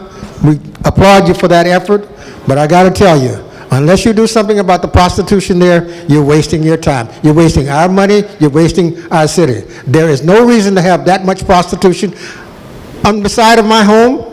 We pick up more condoms out there than you can imagine. It's always going on out there. Do something to help us out, please. Yeah. And I think to that point, I think I was trying to address the issue there. I agree with you, the councilman and I just kind of shared words, and we know we need to have a real discussion about that. And I would say not just Imperial, but Century is having some issues as well. So, yeah, let me have it a second. Right. So Gene, the next presenter we'll have at our next town hall meeting will be the police. so that way we can talk about it. We have to move on, brother man. We'll take your question or comment. Hi, thank you so much for this information. This has been fantastic. I don't live in District 4, I'm in District 1, but we don't have this, hey! But we don't have a forum to come and hear all of this, so I come all the time and watch on YouTube, so thank you for doing this. But my question is with regards to the cannabis. So it's great to see what's happening to address it in District 1, District 4, but what about the rest of the districts? I would love to see that same sort of spreadsheet for our area and just across the city, so we can all sort of contribute and make sure that this is being addressed. Yeah, and I think the councilman was just, whispering in my ear. We're doing exactly the same thing for every district. So we're reporting to the mayor, so he knows what's going on citywide. We're reporting to each one of the council districts, and we started with Councilman Franklin. And we just met, last week, and sat down. But what I wanted to do, I wanted to make sure that the councilman as well as the mayor and each one of the councilmen were aware of what we were doing. So we laid out, Code Enforcement Manager Jerry Tucker did an awesome job laying out where things are so you know. And a lot of things that we talked about is the issue of just communication. So you're aware of what's going on, that it's happening, but we still want to make sure there's that communication. It's important. Jen's Liquor. October 6, 2016, I couldn't get enough phone calls. I've been on this ever since. So don't take it lightly. Unfortunately, law takes its time. It moves slowly, but when it moves, it's swift. So just bear with us with continuity. And the young lady that's not in District 4, but we're family. This is the whole city that's here. I just happen to be what's going on? I just happen to be one of the council members. It's not working. I just have to be one of the council members that I'm old school. I like to interface with my commissioners and my councilmen, my constituents. And Ms. Matthews and I, we don't need walls and we don't need phones. We meet you face to face. And so that's just how we do it in District 4. And so as long as we're still in office and you still want us and I'm still willing and able, we have a good thing going. Brother man, you got the floor. Hey, Councilman, the last time I was here, I think we brought up the problem about cannabis in the city of Inglewood, and you said there would be no shops. Now that the law has been passed that you can do this, how can the city of Inglewood say we're not going to have this here, and you got a neighbor in Los Angeles and some of the other cities says it's okay? How's this going to deal with the ACLU in this respect? Yeah, that's something, obviously, what we in the Economic Community Development Department make sure we're doing is we are being aggressive with regard to making sure that the dispensary and the owners know we're serious. That goes to the city attorney's office. The city attorney then files that with the district attorney, and the district attorney then decides to move it forward one way or the other. In that issue, the ACLU, it's going to be interesting to see how they approach the situation. At the end of the day, it's been very clear legally that the city has the authority to determine its course as a city. We're a charter city. We have that authority. So even those factions that they would come against us would probably be more procedural than issues of whether or not we can regulate it or not. So we'll see how that kind of works out. This is all new for California. Other states have been doing it, and the councilman attended a bunch of meetings with us and talked through that.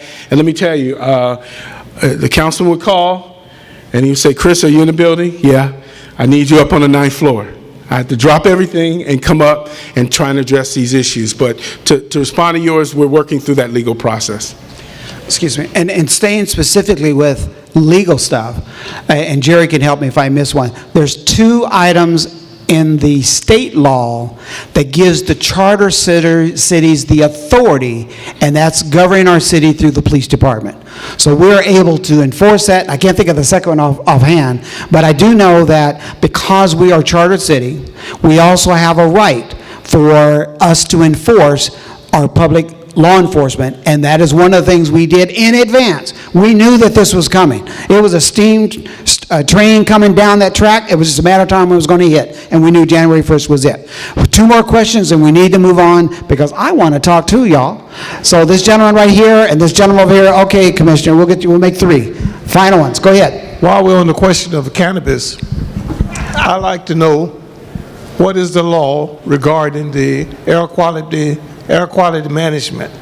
Because here in Inglewood, where I live, there's always a constant flow of air from west to east, and a lot of nights it's damp. And a lot of nights, most nights, I'm not saying this my neighbor or whoever it is, but it's pretty close, comes into my house, and I cannot stand the odor. What can be done about that? The state of California made a determination to allow cannabis for recreational purposes. The regulations that have been established are established to protect us as individual municipalities. Where it gets very interesting is airflow. And just like the young ladies were talking here earlier, you don't control that aspect of it. But what you're going to hear a whole lot of people say is close the window and turn on the air conditioner, because this is not going to go away. So I'm sorry to tell you that, but that is one of the situations. And it's not considered to be harmful, so AQMD would not be regulating that. And talk about vapor. Yeah. Oh. Well, you know, you was referencing about the new aroma in your neighborhood, but we have been dealing with people vaporing for some time, which is even worse. And the law allows that. If a cigarette and cigar is allowed to be smoked at, look out for marijuana or cannabis. That's why we had to make sure we put the laws down up front to make sure we have it etched in stone. 2 more questions, and we really need to move on. The gentleman with his hand up with the LA Dodgers, and then we'll take Willie Agee and call it a wrap. Stand up. Assistant, thank you, thank you. How you doing tonight? What's the status of the Norms restaurant that I believe at the last meeting was going to be targeted for the Crenshaw and Imperial Shopping Center? It is moving ahead. It will be at the, they're working on the plans right now to be submitted within the next month and a half, 2 months coming in there. So as you know. Can you repeat what he said? What he asked? Yeah, what he asked was what's the status of the Norms restaurant? And you know, we have two facilities, actually one which is in CD3, which is the IHOP on Century, and then you have the Norms restaurant coming, which will be a new building that'll be constructed in the Crenshaw Imperial Plaza. Can't hear you. He just asked when will it be done. The construction activity of that is going to take probably about 12 months to construct. Going through the entire process and some of the things that are going on with the site, and probably will be entitled within the next 3 months. So, again, everything kind of comes together late 2019 and 2020. Okay, last question, Willie Agee. I'd just like to say, one that's been active in this city for 18 years, I want you people to know that you got representation now in this city. And you can look at what's going on, the people that's representing you, Councilman Franklin, all 4 or 5 of the people that's involved. I want to thank you for what you're doing for this city, because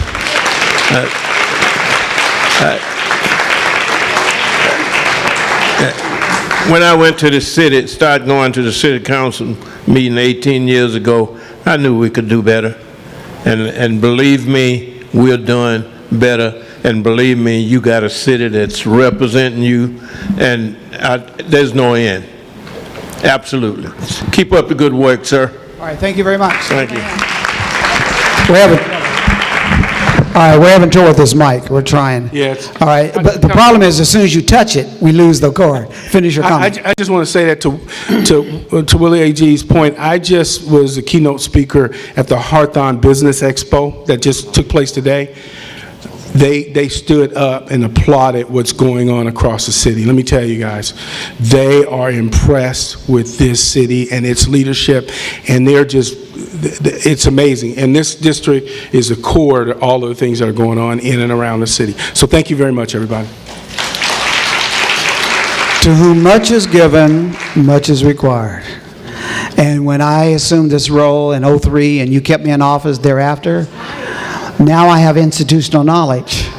And I'm the second most senior person on the council, so I do know a few loopholes that goes on in the city and some hiccups that we may have. But more importantly, because I've lived in our district for well over 40 years, I know what used to be there, I know what we have now, and I'm looking for the future to be even better. So thank you very much for allowing me to be in office. But now, do you have your pens up? Are your pens ready? Are we ready? Before we do that, I want to recognize a couple other people. On the 9th floor that helps work me on the administration, Ashley Marzette. 9th floor, she's out there helping me. She's the one who's going around with all the microphones, so that we have that available. We have Civil Service Board of Review, Shebe Walton, District 4. I just saw her show up as well. And then also, we would be remiss if we didn't recognize the audio video crew, Thomas Bunn and his team. Tom, will you raise your hand to be recognized? A District 4 resident, okay? Okay, here we go. For the information table, we endeavor to provide District 4 residents with a variety of information, both in literature and flyers and handouts, and not everyone is able to make it here. So hopefully you will take that information and you will share with others. If there's still more stuff out there, grab it. Because some of the handouts we didn't talk about is the City of Inglewood directory. We also have emergency hotline numbers, so when you have power outages, you have street lights out, and you have bulk pickup and all that, you need to pick that up. City of Inglewood economic indicators. We let you know what is going on with your property values, what's going on with job opportunities. You need to get that as well. And you heard the announcement about the Inglewood Planet Fitness is now open, so we're ready for that one. The LA Stadium Entertainment District Job Fair is scheduled for tomorrow, January 25th at Rogers Park. You should get the flyer for that if anyone's interested in employment. Southern California Edison has been approved by the California Public Utilities Commission to expand electric transportation. So if we're talking about being able to handle infrastructure, having stations where you have electrical vehicles where you can charge them up, other than not only in businesses but also in apartment complexes as well as your own home. LA County Animal Care Control. How many, since Hollywood Park development, have dealt with what we call critters? If you've dealt with possums, you've dealt with raccoons, and now the top of the chain is coyotes, you need to get those flyers that are out there. Particularly, it's called Coexisting with Wildlife. We also want to acknowledge that's out there, the South Bay City Council of Government is celebrating their 19th Annual General Assembly. We want to make sure you get that information as well. The Water Replenishing District provides free edible gardening classes, March 3rd, 2018. That flyer's out there as well. West Basin, Rain Barrel Program. How many of you actually capture rain and then put it in your garden, etc.? So get ready. Yes, it doesn't rain, at least that's not right now, but this time last year, the reason why the stadium has now been pushed back a year, because they had over 9 feet of water in that 100 feet depth bowl. It took days to get it out, and AQMD, Air Quality Management District, said you cannot pump that water out in the street to go into the drains. They had to be percolated on their land, and they had to recapture it and put it back in drums, and then recycle that water to keep the dirt dry as much as possible. So if you have rain barrels, you're interested in rain barrels, that was your chance to do that. And then finally, the West Basin provides rainwater, gray water classes and workshops. So if you have that information, again, the information table's out there. And who's out there waiting on you? My boss and my daughter and Miss Matthews. Okay. So for those that are here and would like to share this information again, be mindful that this is being recorded. And once the Thomas Bundy's team finalizes the editing, it will be broadcast on Spectrum, Channel 35.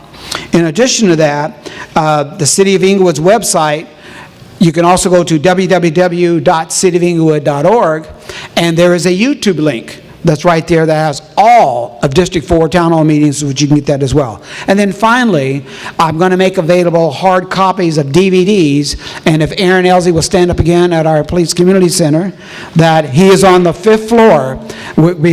Because of the renovation of the Crenshaw Century Plaza, Imperial Plaza, that he's on the 5th floor of the bank building, City Bank building at 2940 West Imperial Highway, Suite 508. What did I say? Oh, I have 2940, but 2930. Thanks. 2930 West Imperial Highway, Suite 508 on the 5th floor. Again, and his phone number, make sure he's there from Monday through Thursday, 11 to 4, 310-330-5346, again, Monday through Thursday. How many of you get our job opportunity list? You may not be looking for work. Other people might be looking for work, or you know somebody who's looking for work. If you're not on our list, see Miss Matthews and say, please add me to the job listing. I would be remiss if I didn't recognize the 13th Annual District 4 Christmas Toy Food Drive.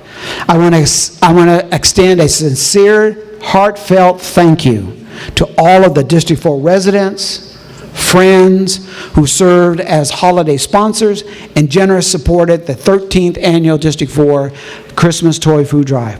This past year, we were able to serve several hundred families.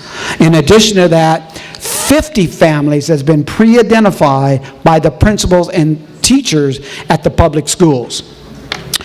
We are a community of unity, helping our community, and again, I personally thank you.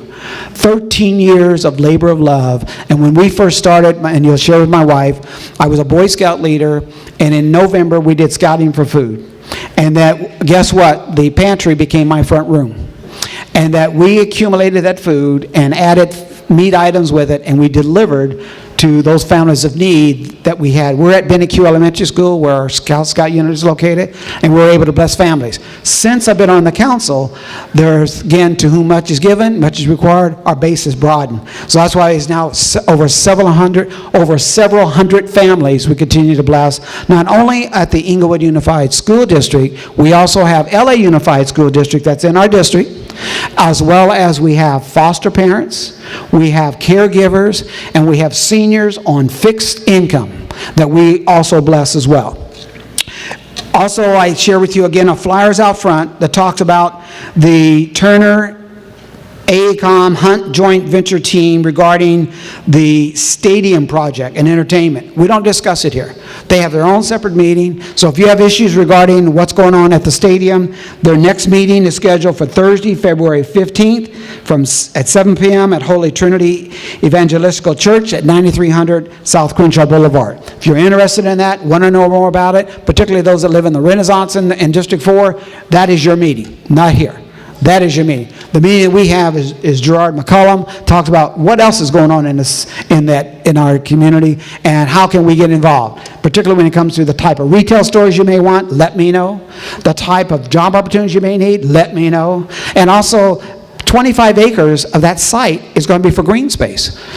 So therefore, we're going to have it. And 4 acres has been identified specifically for the city use.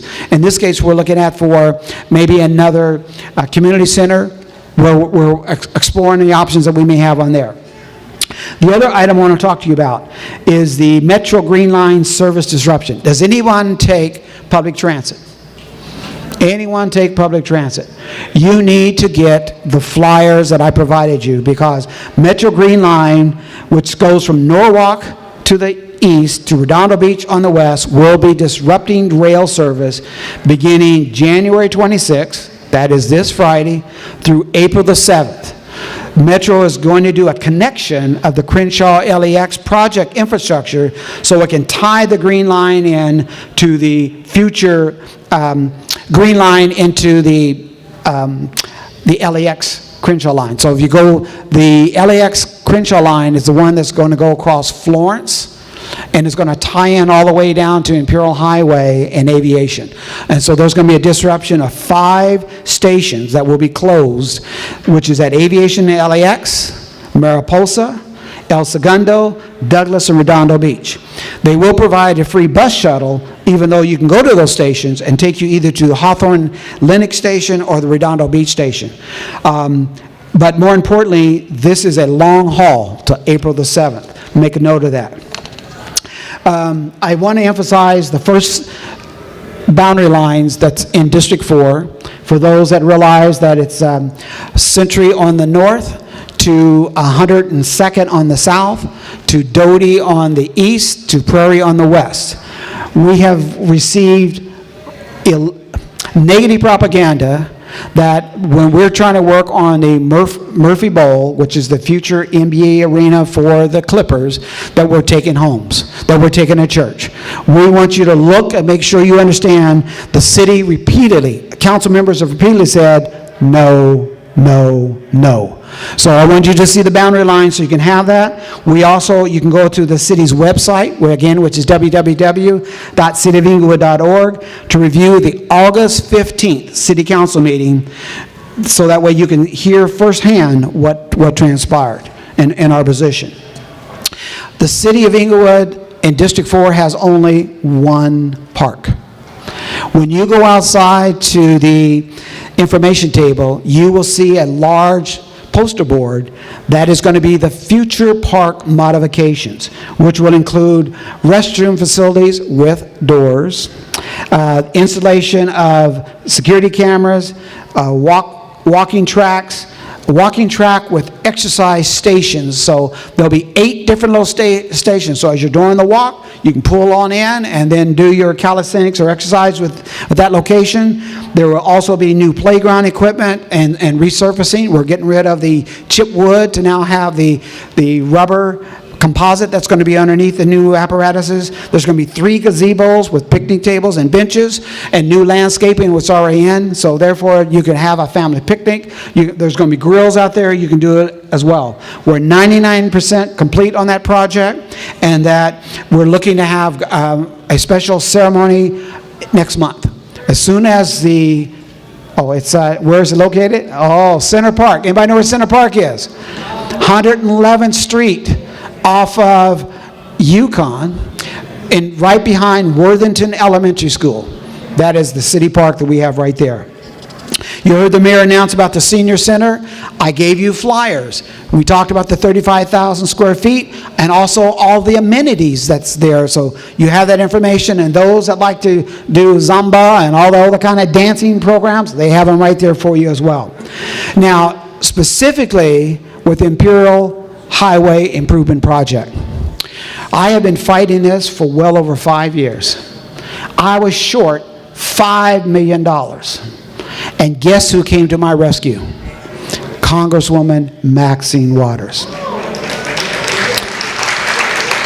But that's great. But the question is, when are we going to break ground? So think of where Imperial Highway is when you have Van Ness on the east and you have Prairie on the west. There is LA City or County, there is Hawthorne City, and there's Inglewood. And this LA said that they were going to be the driving force. Well, I have to tell you, it's a squeaky wheel that gets the oil. And if you're at the council office and you scream loud enough, you talk high enough, and you can become repetitive, you get attention. I am proud to say that our Public Works Director, Louis Atwell, led the charge in removing the County of Los Angeles running the project to now the City of Inglewood is now taking over this project. We're now the lead agency, and to answer your question specifically, it's currently out to bid. So we're now expecting construction to start either the spring or summer of 2018. And that includes sidewalks, curbs, gutters, driveways, all that's going to be done from Van Ness on the east to Prairie on the west. So we got that? Thank you. And hold me to it. We have another item that's on this flyer. How many live where I live, the Lock Haven community? Lock Haven community. So in Lock Haven, we have a horrendous problem of being able to park on public streets. We are penalized because our streets are not wide enough. We only have one-sided parking. So after many, many years, and I told you I've been here over 40 years, and been in office since 14 years, we're finally getting the Public Works Director to work with me on trying to be able to have two-sided parking. So what you're going to see there at the top of that location highlights specifically that we've now started a pilot program in November of last year of 105th and 106 from Prairie on the west to Yukon on the east of having two-sided parking, but obey the parking signs. We have changed these signs as recently as last week, trying to make sure that we work, one, with the engineer's mandate, the Inglewood Police Department mandate, in order for us to accommodate two-sided parking for the residents. So this is the last process, and if it's successful, we plan to broaden it into further parts of other streets that is in the Lock Haven community, from 104th to the north to Imperial Highway on the south, from Crenshaw on the east to Prairie on the west. So that is a major project. And the other thing was, you speak, believe it or not, Ms. Matthews not listen. How many times have we talked about the Van Ness Avenue Street Modification Project, and that they arbitrarily, the LA County came in and put in a left-hand turn lane, and we didn't need that like a hole in our head. And it became a major problem to the point that we had a fatality. A Inglewood resident, District 4 fatality. So I just want you to know that during the first 2 weekends of January 2018, LA County Public Works Department completed a street modification project on Van Ness Avenue from 104th Street on the north to Cullivan Street on the south, and the scope of the modification included the removal of the northbound, southbound left-hand turn lanes at the intersections of 104th, 108th, and Cullivan Street, and the restoration of those curves that they painted red, they brought them back. And the project was completed on January 14th. Now comes the bad one. Century Boulevard.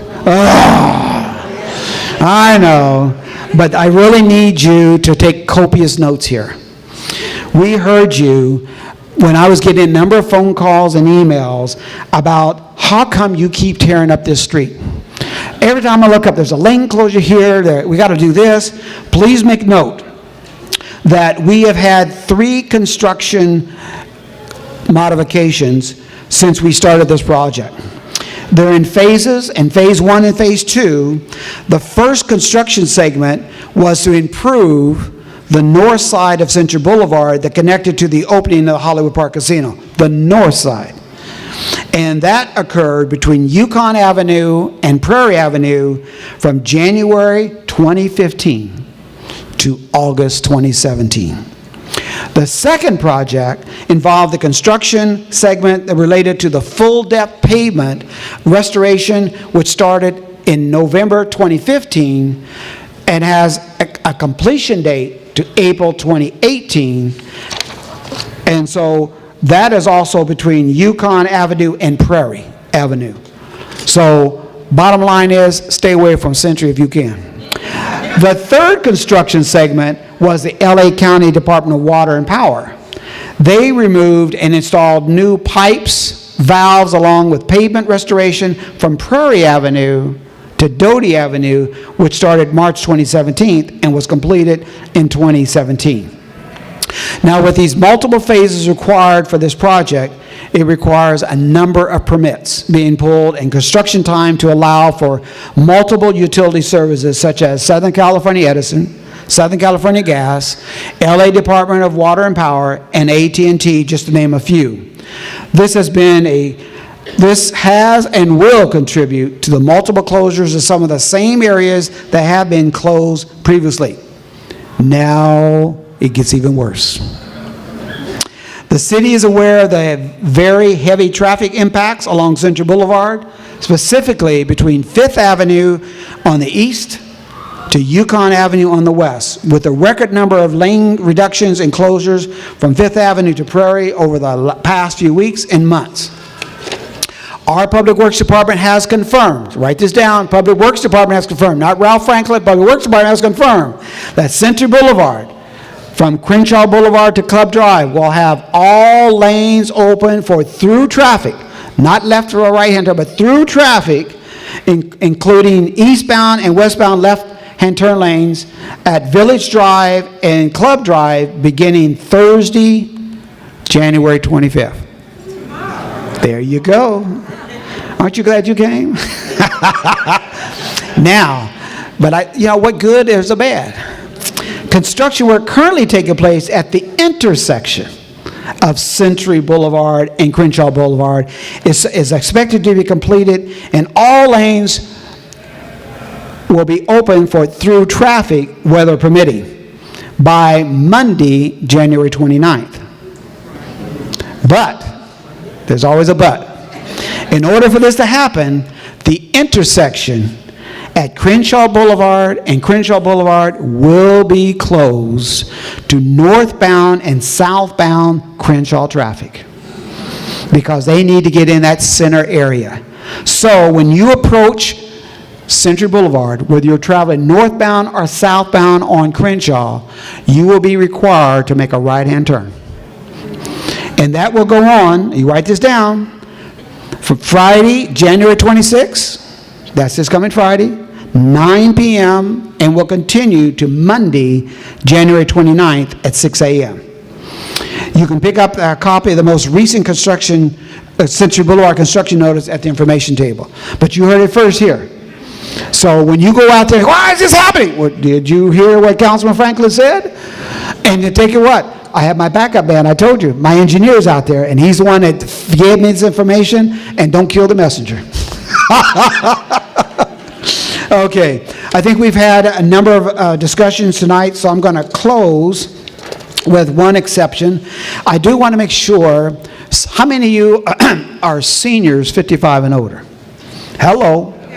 Hello. So one of the handouts I passed out there said, Always Best Care Senior Services is offering information on should your aging parent still be driving.